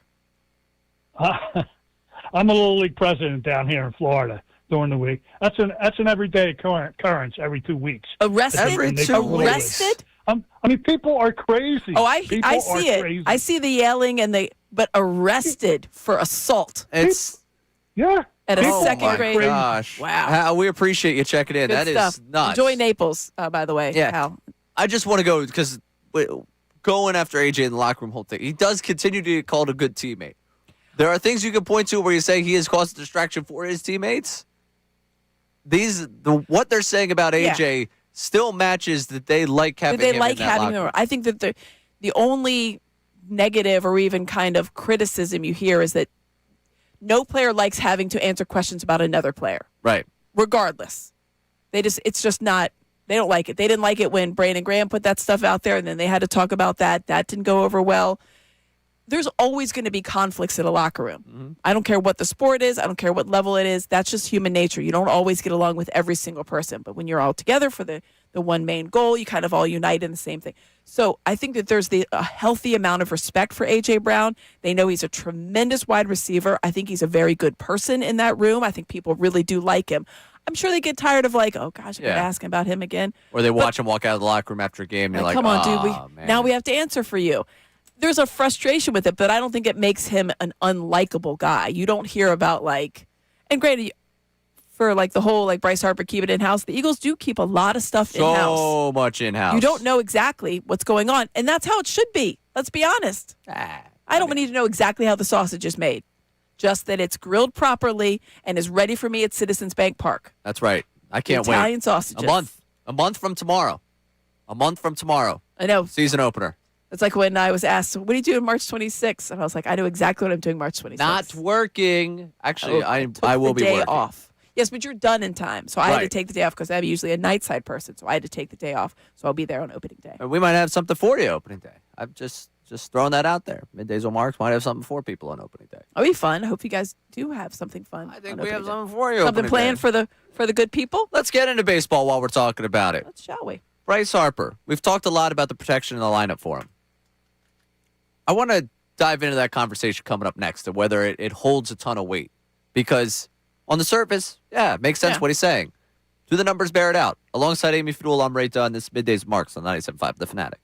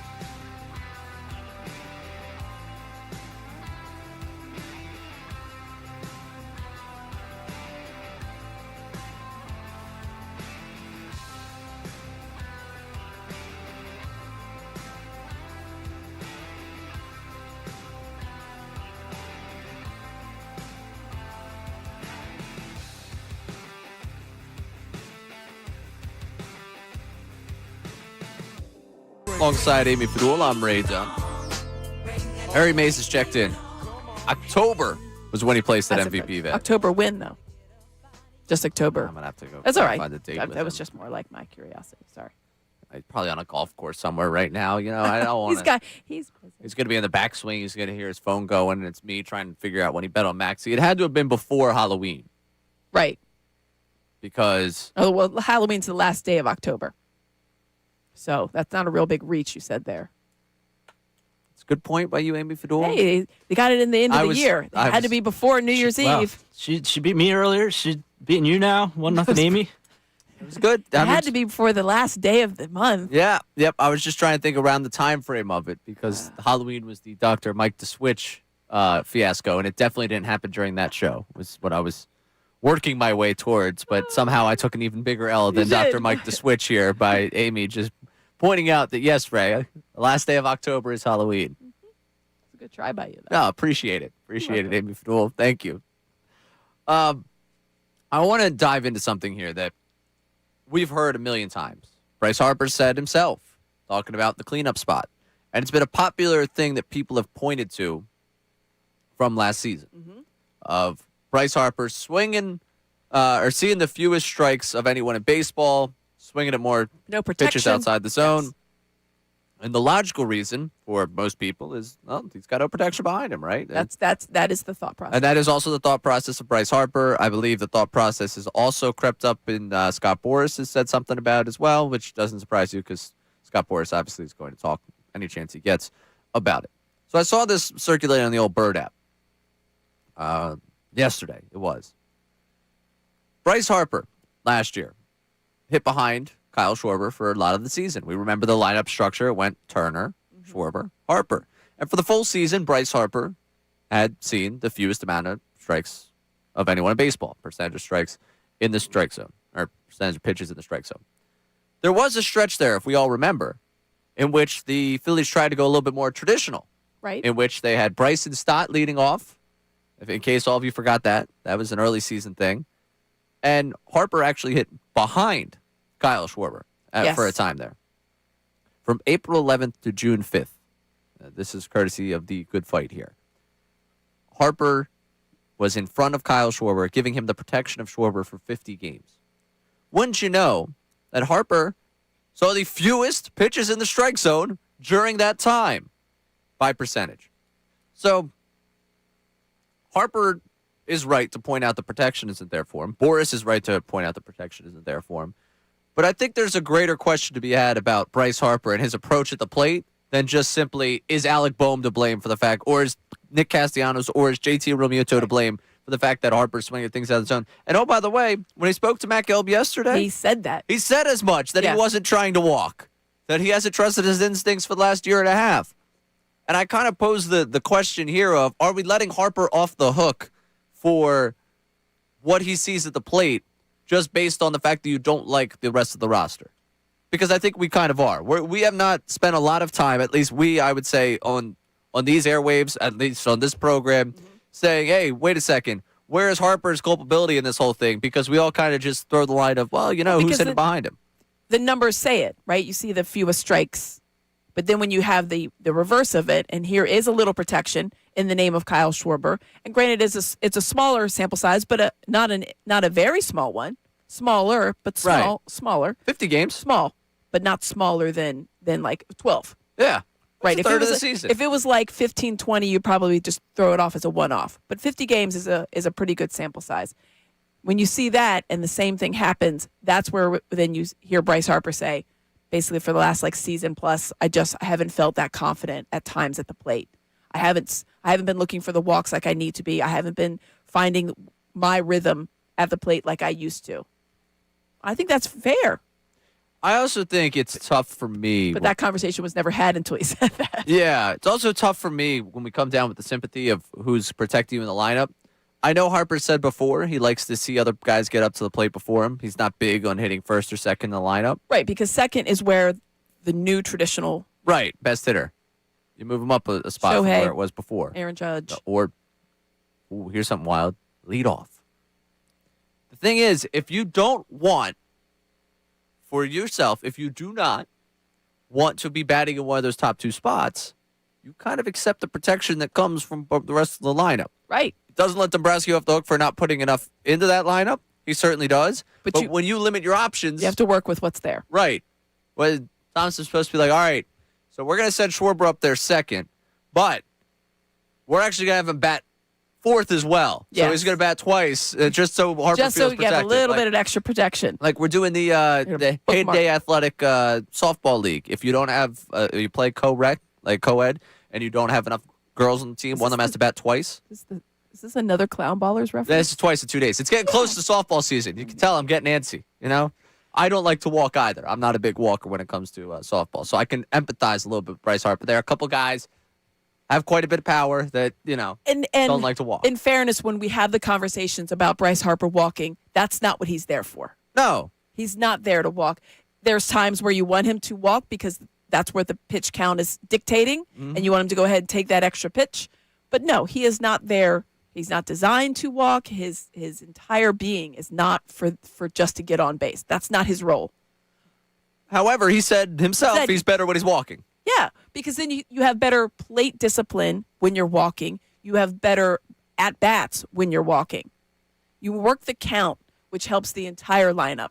That is just a simple fact. So when he's saying, I didn't walk enough, I think in his mind, he's thinking his approach was wrong because he's swinging stuff, because he's trying to force it, which is exactly what his quote was. It was a great piece, well done by Matt Gelb. So I'm curious for people, have we let Harper off the hook a little bit with the whole pitches in the strike zone conversation, just based on he was protected for 50 games there, and it turns out the numbers aren't all that different. And, if he's saying he's not trying to walk, then why are you going to throw him strikes? Or, excuse me, Why would you throw him strikes if he's going to swing at things outside the zone? He's going to chase him. So that's kind of on him. I'm curious if we've let him off the hook just a little bit with that conversation. You want to get on that 610-632-0975. Amy? Yes, sir? Last night was the State of the Union. We're going to give our thoughts on it. I'm just kidding. We're going to go into a little bit of a State of the Union with what's going on in Philadelphia sports here. I want to get in the next segment. I want to try and preach a little positivity on a Wednesday here. Like, what's good Wednesday? I want a little bit of what's good. So we're going to do a State of the Union of the teams in here, and give me one thing that's good. I'm asking for one thing that's good coming up at 610-632-0975. Plenty of things that could be bad, but one thing that's good for you coming up, and then we'll go rapid fire with the Fool coming up at 110. We'll bring back everyone's favorite segment for one more run here as we hang out here with you on this Wednesday on Middays with Marks on 97.5 The Fanatic. Now on 97.5 The Fanatic Sports Update. Who will stay and who will go? I'm Sean Rodman, and this update is brought to you by Uber Eats. You hungry? Good thing Uber Eats has a great deal waiting for you at La Scala's. From now until March 31st, get a buy one, get one free deal on Rigatoni Vodka on the app. Order now, only on Uber Eats. Terms apply. See app for details. Nick Sirianni spoke yesterday at the NFL Combine regarding some of those retaining free agents. You want to try to bring back as many guys as you possibly can, as far as having good football players, good people around. I love our team, and you name the guy, and I'm going to say, yeah, I want him back. The Eagles have a number of key free agents, including Jalen Phillips, Dallas Goedert, Nakobe Dean, and Reed Blankenship. Phillies start in a couple of minutes at 1:05 on MLB Network, and they're back in action today with Kyle Schwarber batting leadoff. Brad Keller makes his spring training debut with the start as well for the Phils against the Tigers. And the Flyers, are back in action after the Olympic break tonight. They're in D.C. You can listen to the game right here on the Fanatic, and their Fanatic pregame coverage begins at 6:30. This update is also brought to you by AutoZone. Get in the zone, AutoZone. It's time to say goodnight to that check engine light with the free AutoZone Fix Finder service. It'll help troubleshoot the likely cause of your light for free. Restrictions apply. Get in the zone, AutoZone. I'm Sean Rodman on the home of the Sixers, Flyers, and the Union, 97.5 The Fanatic and The Fanatic.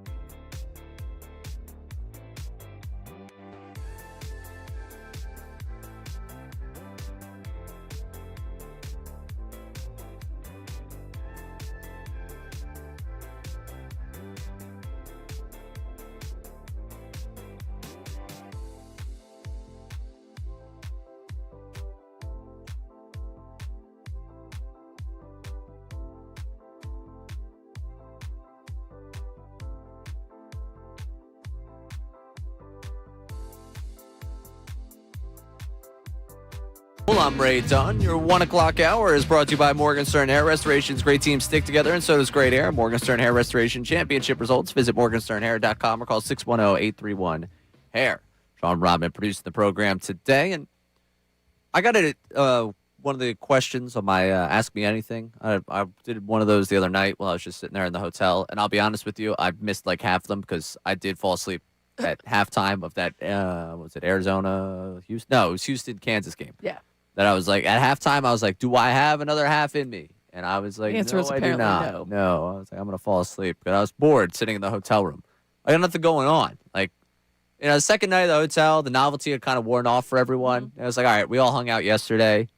It'd be like if we did Fan Fest and then it was like the next day, it was like let's all hang out again. Continuing. Loses kind of, loses kind of luster. If we're like, we played knockout against each other every day of the year instead of just once a year. Looking forward to this year's knockout. I'm looking forward to it as well. I usually try to sneak down there after post game and watch whatever shenanigans are going on. You got the wide view. I did. I got the wide angle of the supposed cheating or whatever it was.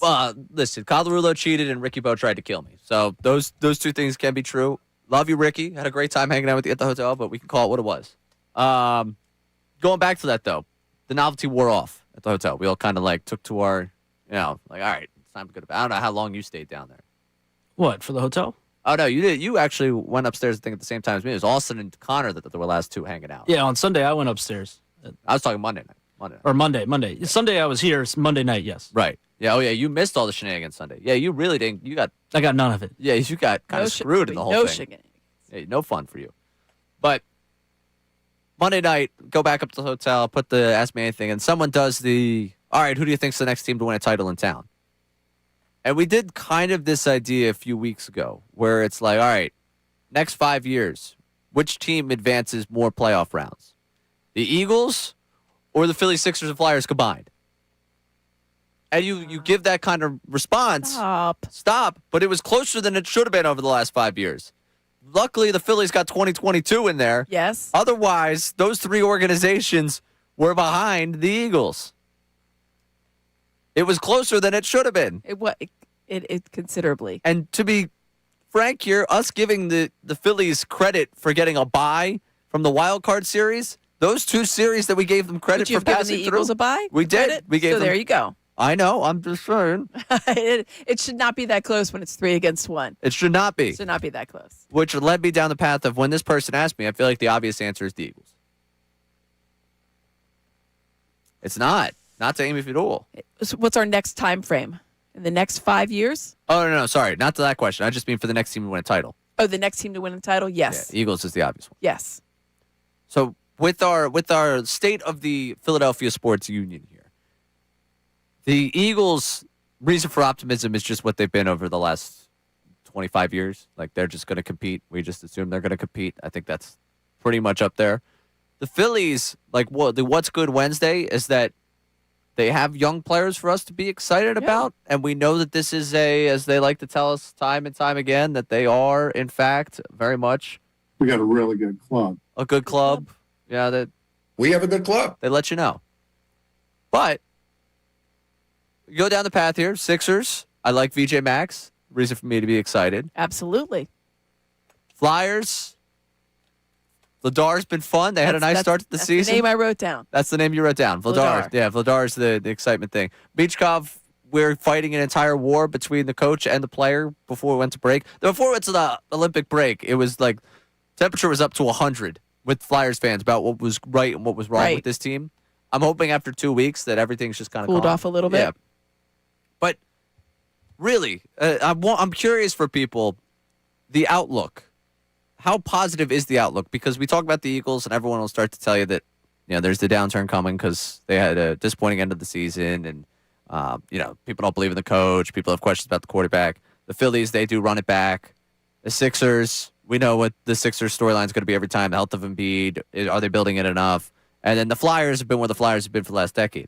I'm curious for people, like if you were to give us the state of the Philadelphia Sports Union, would you believe, and throwing the Union in there as well, they had a good season last year, and then they sold off a lot of parts, and then the first game of the season, Ty Baribo, of all people, is the one that scores the goal, and you lose that game. So I'll throw them in there too. When you look at the way the arrow's pointing, I remember Salciunas at one point with, I believe it was with Cuz, did the Roaring 20s conversation about like all the success that the 20s could bring and how excited everyone was to turn the decade.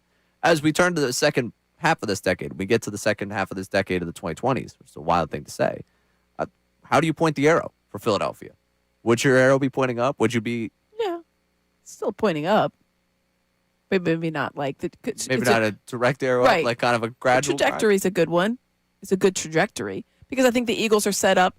It's good. Next year's going to be very interesting because, as they've told us numerous times, they're not going to be able to pay everybody. But you do hope that there's enough of that core with the new offensive coordinator that there's things that you're going in the right direction. You do feel on a positive vibe for them. I feel positive vibes for the teams, and I think that that's not something maybe you could say 10 years ago where you were thinking, no, I don't know, I don't feel really that good. I think you did feel good about the Sixers at the time, but I think you were still kind of wishy-washy on where the Flyers were going. There is a sense of direction now. That is helpful. And the Phillies, they came out of nowhere in that 2022, and that was just so much fun, and now we're just kind of chasing that feeling once again. That's the disappointing part, is that we're just chasing it and not experiencing it. There's the concern in my head that I'm chasing a lot of feelings right now. That I'm chasing where I thought the Eagles would be this season. Yeah. Where I thought they would go. That I'm chasing the back portion of this era with this Phillies core. And that I'm chasing the emotion that I felt like 5-6 years ago with the Sixers of where they were headed. Like, I'm watching Embiid last night. I'm like, this is Embiid, more points than minutes. I'm thrilled. That's right, It's 27 points, 26. To remind myself it's the Pacers, but it's happening. Like, I'm watching them out there on the floor, and I've seen it in January. Feel great. Dunks, like all these things, and I just want to You want to harness that. Yeah, I want to chase that emotion again.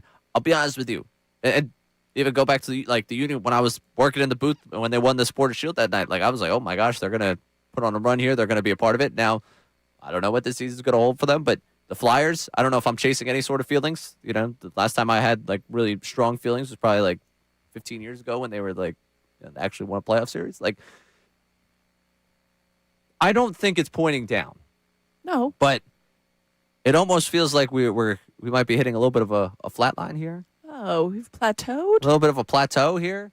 You don't feel like it's just a little bit? I feel more optimistic about the Eagles than I did 6 weeks ago, just because I think this offseason had a chance to go totally off the rails with the way that like we were talking about the coordinator search, the way we were panicking week in and week out about Fangio retiring, about offensive linemen retiring, about offensive coordinator search. Like, kind of woke up Monday morning and I was like, all right, you know what? Feel cool. Like, I could peek out over the chaos of what the first 6 weeks of this offseason were.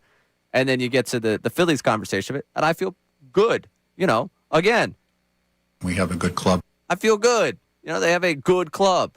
Do I feel overwhelmed with joy? You know, no, I'm kind of properly whelmed.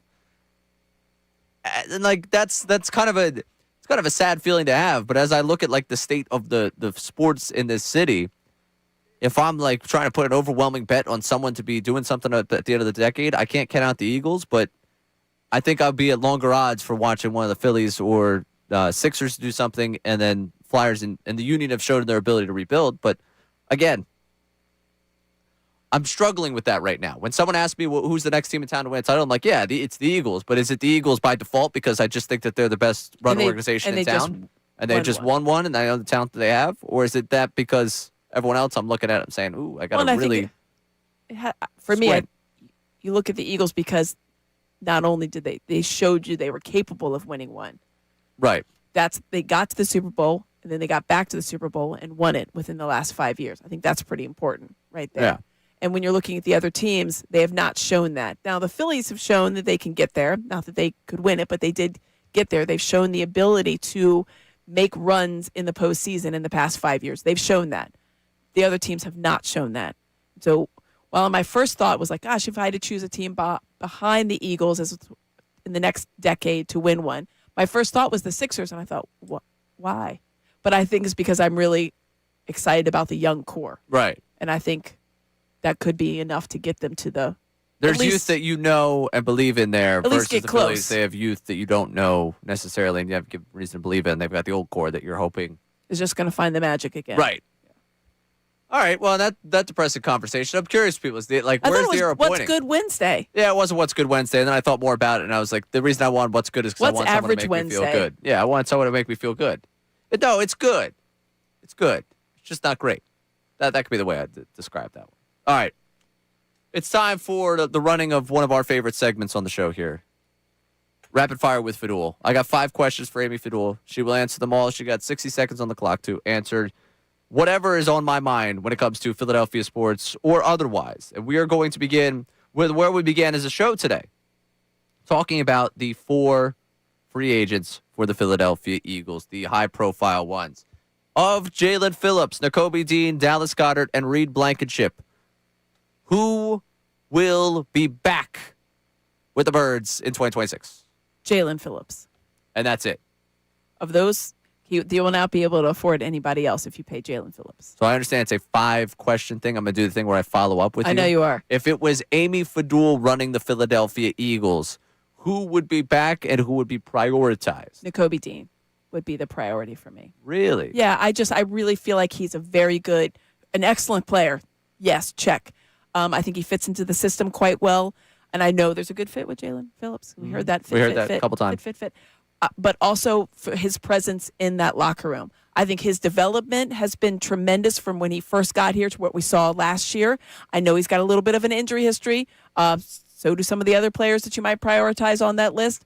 But I feel like for him, the intangibles as well as everything he's able to do on the field and in the system, that's a player that I would certainly like to have back. I do not think it's possible. I think it's going to be one of the guys that is going to be disappointing. You're going to be like, we just don't have the resources. We don't have the funds.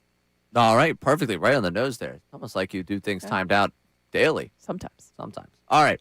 Second one for you here. General NFL. If you could take any player, and we're going to say non-quarterback because we could always do the quarterback conversation.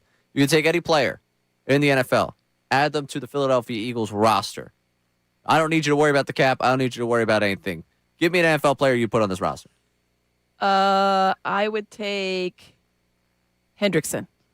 Ooh, Trey Hendrickson. Oh, yeah. That's a really high-level player. I think he's got a lot left in the tank. He was miring out there in Cincinnati, and I think he was not treated properly. Obviously, the way that they handle his whole deal, I think that's a game changer right there. Don't you think he gets more than Phillips, though? No, I'm saying any player. I know. I just no meant cap. like a no cap. All right. No. I mean, that's fair. This was like choice. fantasy world. Right. Okay. He's not coming here. They cannot afford him. See, he's got football guy fever because Sean he's Robbins like trying back to work there, the cap and trying to figure out. I was like, well, I just thought it was just like we got a regular Howie Roseman back there. I was told there was no cap. It was just a fantasy world. JM on the YouTube chat goes Myles Garrett, and that's probably where my mind goes initially. Hendrickson could be on the short list there. Love that we're going with an edge rusher here because well, you see where our brains are. You see also where we start the show today, and I'm like, I don't know if I prioritize the edge rusher, and then all of a sudden we're talking about we both pick edge rushers as the dream team. All right, let's go to the Phillies here. Phillies player you are highest on heading into 2026. Marion Schwarber. Okay. And that's so easy, isn't it? Yeah. Do you really pick like an off the beaten path guy? Is that better for the? I mean, if I would love for like yesterday, Justin I told you Crawford. I was excited for Kyle Backus. Like I was looking to see if we had And then everybody else Googled Kyle Backus to see what he had done and why you would be excited about him. But you like to go off the board for that. But I'll go young guy. I am excited to see Justin Crawford. I watched him down for a couple of games in AAA. He's obviously an exciting player. I think he has a great head on his shoulders. He knows what he's getting into. I think it's going to be fun to watch him at that level, watch that speed, and watch him play in the outfield. But no, I mean, who am I excited about when I go to the game? Well, yeah. Schwarber. And outside of the Italian sausage sandwich, what is the thing that you are most excited to get when you get back to Citizens Bank Park? Outside of it, you act like I eat anything else there. There's the nothing Italian else. sausage at Citizens Bank Park is elite. It's an elite ballpark food. I will take no other questions at this time on the ballpark sausage or what else. I do not consume anything else there. I do not eat popcorn there. I don't have Cracker Jacks. I get the Italian sausage and call it a day. Rodman, rapid fire to Rodman here. Usually just you go with like the tenders and fries. I feel like it's the easiest one to go. I'm not going to call him a child, but you know. But my At the go-to would ballpark, be you get chicken a beer. Well, yeah, that's fair. You know what? My go-to would be a beer. Robin's, just an average guy looking to get a beer at a ballpark and enjoy a ball game, Italian sausage. And then later, when usually the smaller gentleman that I'm with wants ice cream, I'll have some of that. Yeah, I have to. It's a tax of paying for it. It comes in a little cup. Yeah. That looks like a hat. It's great. Philly's storyline you think that is most concerning to you ahead of 2026? Philly's storyline that's most concerning. Well, there's a couple. Outfield power. The lack thereof. That's problematic. I feel like that's going to be. I was going to say right-handed bats, but I feel like no. Outfield power for me is still going to be. I don't know where it's going to come from. It was a problem last year. They had one of the lowest home run totals for an outfield in Major League Baseball. I don't know how that's going to change much this year. I hope Garcia can kind of find that from 2022, but that's a storyline that I think we're going to be talking about a bit into the season. Yeah, we just got Robin's input on the last one. I'll go rapid fire to Robin again. Starting pitching depth. Definitely starting pitching depth. I'm concerned if something goes wrong with one person, where's it going to go? Or if Painter's not quite ready, Zach Wheeler, how long does it take him to come up? Starting pitching depth. I like the arms that they have, but if one guy goes down, I get a little concerned. Fair enough. And finally, last one for you. The team that will come out of the Western Conference in the NBA will be? I wanted to say the Thunder, but I feel like the Spurs might be the one. But I still go Thunder until they're the reigning champs until they're not. But the Spurs certainly have their number. It's like they've played them the best. But I'm gonna stick with the Thunder. Jared McCain playing in the finals. Maybe I should pick the Spurs. You just set me up for that one. I appreciate you doing that. The Spurs. They have their number right now. I think the Thunder have had a lot of injuries, too, throughout the season, and I'm just kind of concerned with some of their pieces around SGA and being able to stay healthy. Because if you're going to have McCain play that many minutes next to SGA, I think that could be warranted on the defensive end for them. That could hurt them. All right. Right now, I'm going with the known commodity here, but you're right. They do have their number, and they have been injured. So the more Robin talks me into something that I wanted to be bold enough to say. You go against it. Yeah. Well, no, I was with you. Like I'm kind of, I want to get to your side, but I just enjoy watching the Thunder so much that I'm just going to keep. It's fun team it's the basketball. thing I know. Yeah, it's a fun team. It's nice to have. Always good to have, and like when everyone's vibes are good, and that you're not trading a locker room favorite to a different team that already has good vibes. All right, we're going to go back to the phone lines here at 610-632-0975 because Tony in West Philly, I guess, is our draft guy. Apparently, Tony's got the answer for what the Eagles are taking, so we're going to go to the phone lines here. Tony, you're on 97.5 The Fanatic. Good afternoon, team. How are you? Good. How are you? Good. Yeah, I do the draft every year. I live for the draft. So this is your week, Combine week. This is all about you right now. It's all about me. And I want you to hear me out first, though. All right. I predicted the pick last year, Makuba, for the Eagles. Okay. This year, Jahad Campbell's a year away. Nakobe Dean's gone. I really didn't like him that much. But I take Anthony Hill, linebacker out of Tennessee. He can play middle, both left and right side. He plays good pass coverage. He plays edge rusher both sides. He got flashes of Lawrence Taylor. Flashes. He's not a Lawrence Taylor yet. He got so much upside. It's nowhere in the world the Eagles can go by him. And then in the second round, there's another Anthony, Vincent Anthony Jr., defensive end, 6'6", 275 out of Utah. They add these two pieces on the defense, and they're only missing a cornerback and a safety. Parsley is sitting there. They can turn the whole defense around and have the number one or number two defense in the league next year. And I know we need receivers. I trade A.J. Brown. I pick up somebody, give you a 2 for him, and then I pick up my receivers and offensive linemen. But they can solidify this defense and have the number 2 defense in the league next year. So you are going all defense here. You're neglecting the offense in the draft. You're addressing that through free agency.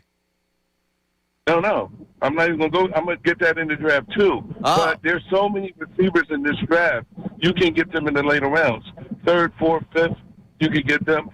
4th through 7th, you can get your offensive linemen and your receivers. All right, Tony, tap in through draft season for us. So I want to hear a little bit more from you because we got 2 Anthonys, Anthony Hill and Vincent Anthony Jr. Those are the picks. 1 first round, 2nd round.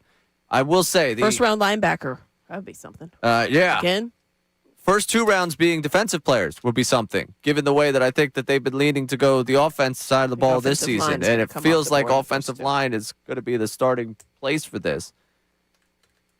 I feel like offensive line is coming off the board in the first 2 rounds. I feel like you are going to get mostly an offensive draft. I was wondering if there would be like if I said over under of 1.5 for defensive guys, well, with the number of draft picks they have, maybe 1.5 is a little bit low there, but like 2.5 for the number of defensive guys they draft. It feels like they're going to go heavy offensive line. I think they're going to draft tight end at some point in this draft. Yes. I think I was reading something on Philly Voice. Danielle Jeremiah was a little bit of what he was breaking down and mentioned as much on those 2 things.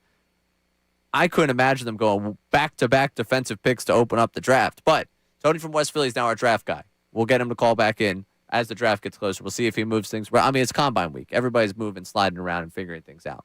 And ahead of Combine Week, we got to hear from Sirianni and Roseman. We got to hear from them again yesterday. They were on live during Unfiltered.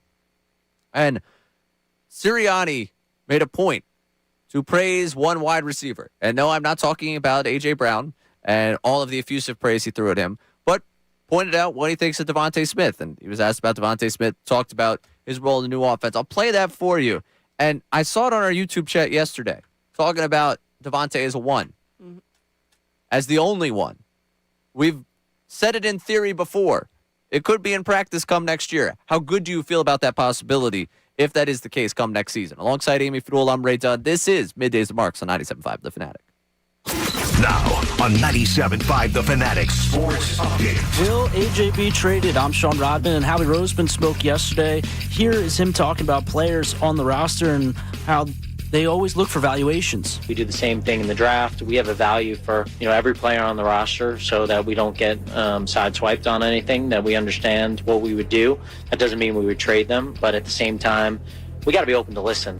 According to Philadelphia's Inquirer's Jeff McClain, on his podcast Uncovering the Birds, the Eagles' priority heading into free agency is to keep Jaelan Phillips, as well as extending some young players still under contract. Phillies and Tigers are underway in spring training. Kyle Schwarber batted leadoff, and they went up, 3 down. But the Brad Keller, he made his debut in his first appearance in spring training. He also had 3 up, 3 down for the Phils, and the Phils had their first correct challenge on the ABS with JT Realmuto challenging a ball then turned strike. Zach Pop now in the game for the Phils pitching. The Flyers are back in action from the Olympic break tonight in D.C. You can listen to the game right here on the Fanatic. Pregame coverage begins at 6:30. This update is brought to you by Pico. When it's cold out, it takes more energy to stay warm inside. Pico offers tools to help you manage your energy all season long. Get started at pico.com/winter. I'm Sean Rodman on the home of the Sixers, Flyers, and Union, 97.5 The Fanatic and the Fanatic.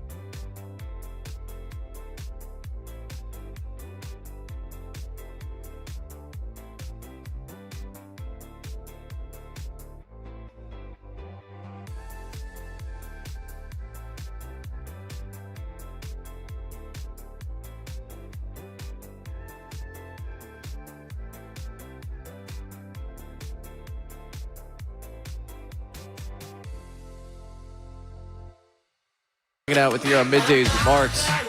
Just saw something on the old bird up because I enjoy the reporting from the combine. Spring training, when they're talking about, this pitcher showed up, this is the case, or this player showed up, this is the case. You know, the spring training storylines that you love. So I don't know how this got on my timeline. I'm not sure why exactly. This is no disrespect to Ann Rogers, who apparently covers the Royals for MLB.com. I can admit to all of you, been to Kansas City once in my life. Okay. Appreciate the Royals for, I guess, Brad Keller being a thing. I don't know. Like, other than that, there's not a lot. I've watched good Royals baseball back in the day when they were good. But, back in the day? Yeah. Like a decade ago. Other than that, Bobby Witt, fan of the guy. Like, that's good. Yes, yeah, he's fun. Not a ton for me in terms of consuming Royals content. But this made its way onto my timeline. Carlos Esteves' velocity was way down today at his spring debut. 86 to 89 miles per hour. Oh. Typically a slow start for him, but eyebrow raising nonetheless. I only bring that up because I remembered I was one of the people last year like, oh, look how good Esteves is doing out there in Kansas City. You know, would be sure nice to have the guy that you traded for last year, but you decided to prioritize not bringing him back and flexibility elsewhere. So a guy who sat almost 96 last year is sitting 86 to 89 right now. 10 down. Not great. No. Yeah, and 2024, by the way, he sat almost 97. So he went down to tick last year, and he had the same ERA year over year, 2.45 back-to-back years, 2024, 2025. You think that's an early sign of a decline for It Esteves? could be, and I'm not here to Do you say think the Kansas City Royal fans are panicking, right, watching the velo drop on their guy? I'm not here to give credit to Dave Dombrowski right now. I don't want to do that. I'm just saying it could end up February being 25th. Well, this is credit for something I criticized him before. I'm holding up a hand up here. Maybe I'm going to be accountable here. Okay. I could use accountability from other people on their side of things, but in terms of my side of things here at radio, I'm going to say maybe they got one right. Again, it's only February 25th. You writing this down? You're legitimately writing down. I just wrote down Carlos Esteves because if I write it down, then I have it. I remember things quite well, but if I write it down, then I have a much right. better. Just like I wrote down Anthony Hill and Vincent Anthony Jr. Yeah, are going to be the picks according to Tony from Westfield. Whatever, in like a month, we'll be like, what were those guys' names? And you're like, oh, it was Hill, right? See? Yeah, obviously Anthony Hill. Sorry, I'm getting fed information by our esteemed producer in there that we have. That's Carlos Esteves. Not Esteves news. Okay. Back to the Birds. And this is fitting because we're about to get into a conversation about the wide receivers on this team. Mike Vrabel is at the combine, right? Yes. So Those Vrabel coaches are. was once coach of the Titans. Yes. Now the coach of the Patriots. Famously, when he was the coach of the Titans, he coached this really good wide receiver named A.J. Brown. Big fan of his. So this is Jeff McClain tweeted this out. Vrabel was asked about his existing relationship with A.J. Brown. And obviously the whole thing with him going on Dudes podcast and winking at the camera and everyone losing their mind.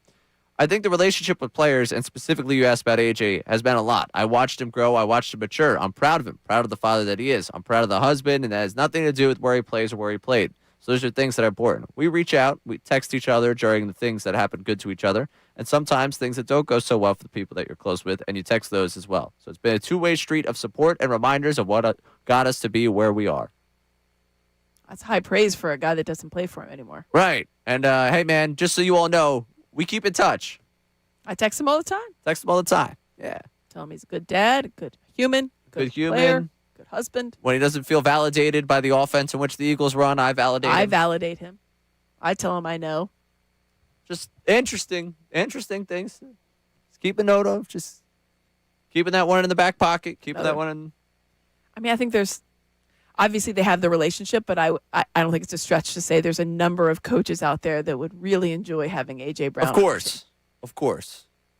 But is there one that's going to go, the one that has maybe the cachet to walk into the room and say, pound the table and say, I need that guy, give up what the Eagles want for that guy, or and give bring up him here. What we're comfortable. We got to the Super Bowl. You know what's going to get us over the hump?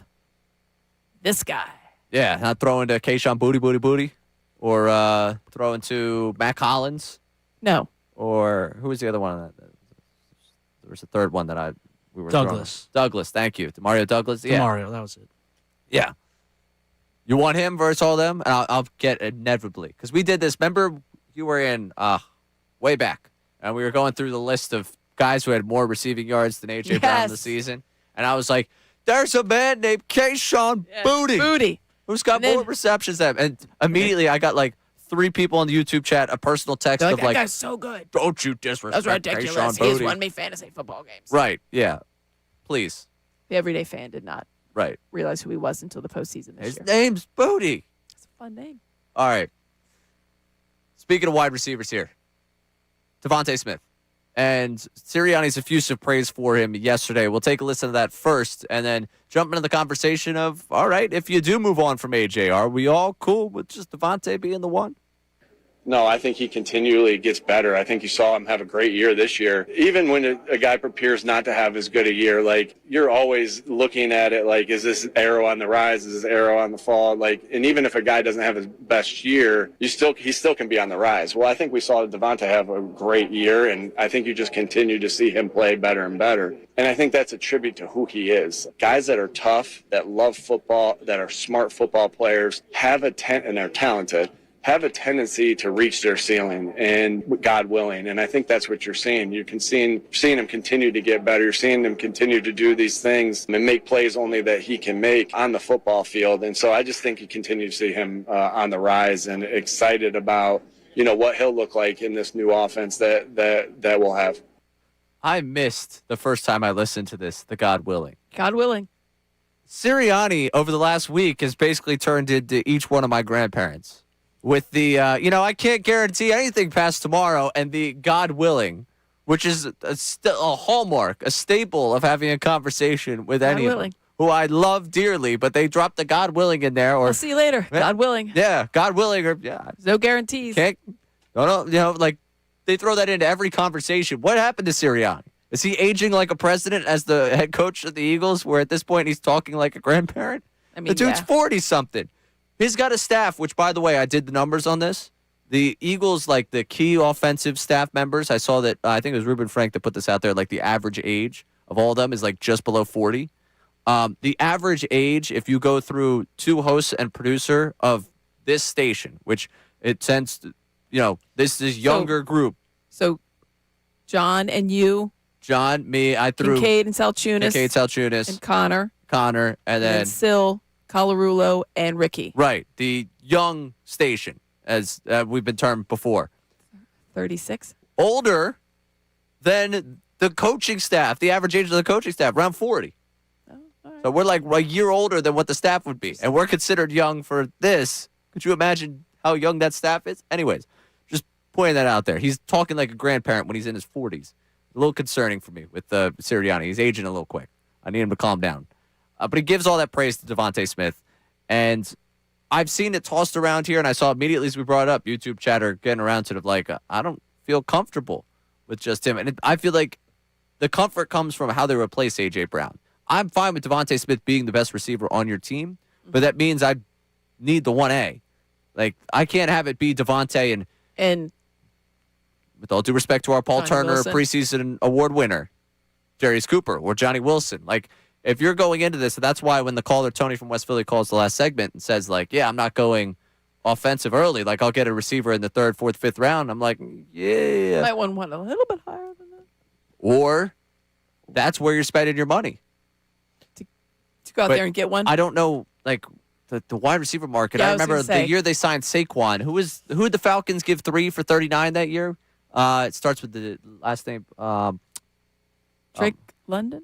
No, it wasn't Drake London. It was literally became their 3rd receiver. Darnell Mooney. Darnell Mooney, that's what it was. Yeah, Darnell Mooney got 3 for $39 when Saquon got basically 3 for $39. It's like, okay, yeah, the receiver market, if that's what I'm paying $13 million a year for, I don't feel good about that being on the other side of Devontae Smith. Yeah, there's guys that are on the older side, too. Right.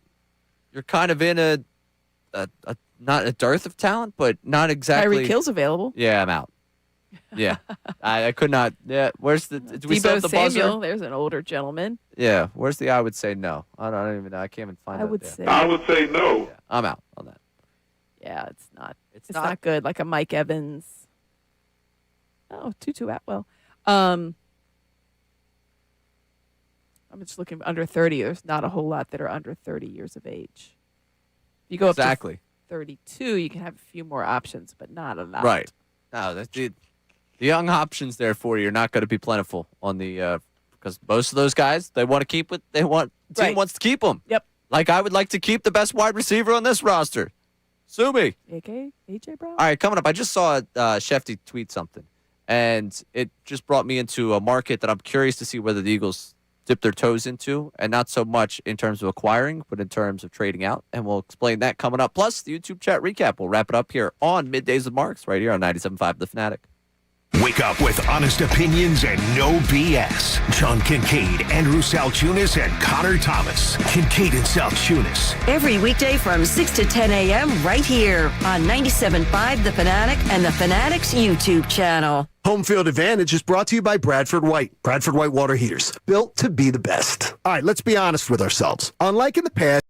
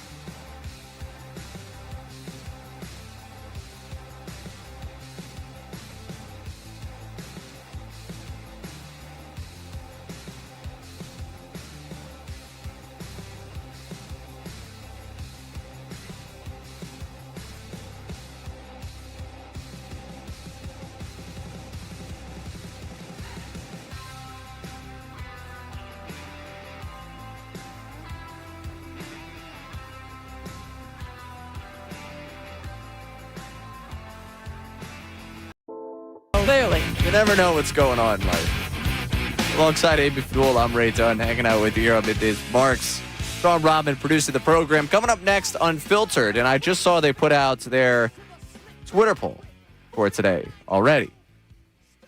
I almost just don't want to address this, and I'll just pretend like I heard it for the first time tomorrow. Be like, oh, can you believe what Unfiltered went with? But I haven't seen it, so. I'm the dumbest coach in the world. It has to do with that guy. And Were we in a debate? We'll see. We'll see if there's a debate to be had, because I have a feeling that someone at 2 o'clock is going to feel very comfortable about his cousin's job security. And so much good. Yeah, there's so much that you could take from that conversation. We'll see. We will see with regards to what they end up doing coming up at 2 o'clock. Looking forward to listening to that on the ride home today. Now, I mentioned before the break something I saw that Shefty ended up tweeting out. Shefty tweeted out that there are teams interested in one Andy Dalton. Hey, the Redheaded Quarterback Club, I'm a proud member of the fan club of it. Obviously, I didn't play quarterback in the NFL. I can't say I was a proud You ever member. noticed when you see, because they've showed a number of tunnel shots because the Panthers had a good year. Right. He never puts his helmet on, but his hair is perfectly styled. Yeah, he knows. He's not playing. Perfectly styled. No. He doesn't put that helmet on at all. Not at all. Smart. When it comes down to it. It's like a hair product endorsement deal. Right. I was actually going to wear a hat on the show today. I got a nice gift from a friend. I was going to like rock the hat today, but I was just dressed in all like black temple gear, and it was a blue hat. Oh, so I was like, that would be a little bit, tomorrow, fashion wise, I'll rock that for you. But you got to protect the hair. When you got hair like Dalton does, you got to protect it. It but is strong hair. Teams calling on Andy Dalton, if they're calling on Andy Dalton, what do you think the market for Tanner McKee is right now? I don't. The backup quarterback is a very important position, highly valued for reasons everybody knows. But if that's your phone call, what's the Red Rocket doing right now? Chilling somewhere? Probably, hopefully, if it's somewhere tropical with a lot of sunscreen on. Wow. Just saying. Yeah, hey, I mean, fellow redhead. if I'm Tanner McKee, I'm like, how old's Andy Dalton now? 35? Oh, man. The 35 feels young, but the feel fact here, let's look it up. Andy Dalton is 38. Wow. 38 years old. Wow. How about that? And getting ready to turn 39. He'll be 39 this year in October. So I could say that what I want out of this, and the reason I bring up this conversation about the backup quarterbacks, I've said it before, Joe Flacco. I would like Joe Flacco to get a start I'd like Joe Flacco to break Tom Brady's record for the oldest man to start. So I need someone to employ him next year. If there are teams looking into Andy Dalton, I feel comfortable Joe Flacco will be employed next year. If he Flacco wants will be to. employed. Phillip Rivers might still be employed. By a high school as their head coach, yes. He did get a head coaching interview. He did. That's Buffalo right. Bills. They were like, hey, we'll kick the tires on this guy. He backed out. He's like, I don't think so. After thinking about it, I'd rather manage the 12 people at home than the 53 people on the roster of Buffalo I saw Bills. that his son was offered by NC State. I did see that. And there was a subsequent joke under the posting was, well, if they keep with the trajectory, NC State should be able to have a quarterback for the next 20 years. And I was like, that's very solid. That's actually good recruiting work by you. Solid joke right there. You just be like, hey, we've recruited the Rivers. We've got a pipeline. Like we're in on them. The whole family for the next 2 decades. Set. A very niche joke for people that played NCAA. I haven't played the new ones, but I played 13 consistently the old system. They have the pipeline state where it's like you have a better chance of recruiting someone when you're going through the recruiting process if it's a state where you have a certain number of players. Okay. That's a pipeline family right there. Just the family. You're tapped in. You're going to just try and get the entire Rivers family. But you have to try to keep Tanner McKee happy and locked in. Tanner on a McKee contract, right? I'm not trading him. Right? You have to but don't you have to think at some point, be like, hey, we need to. Oh, next year he's a free agent. I know. Listen, don't you want to keep him? If everything implodes, if everything goes sideways, then we freak out next year and maybe you give him a contract. If everything doesn't implode, then I'm more than happy to just draft another quarterback and be like, all right, we're cool. Yeah, the quarterback class this year is not as good, I don't think, overall. But you never know. You never know where these guys are going to crop up from in the later rounds. But I don't think they draft a backup quarterback. They have one. Tanner McKee is very good for the role that he has, and he's going to be in demand. I would imagine they're going to field a number of calls. Right. I'm not trading him. Imagine if Tanner McKee nets you similar to what A.J. Brown nets you. That'd be crazy. Wild. Don't show him the Week 18 tape. Whatever you do. No, just show him early stuff. Like spring, like the just the OTAs. Yeah. And a little bit of tossing the football in shorts. Yeah. Shells and shorts. Yeah, that. Preseason game.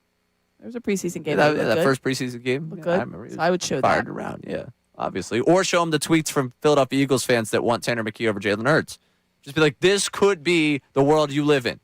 You could have him. You could have him. No. Think about it. You're going to have Mark from South Philly that's like, just, I'm in. Or you're going to have, like, Sean from Doylestown. That would just be all about it. Found it.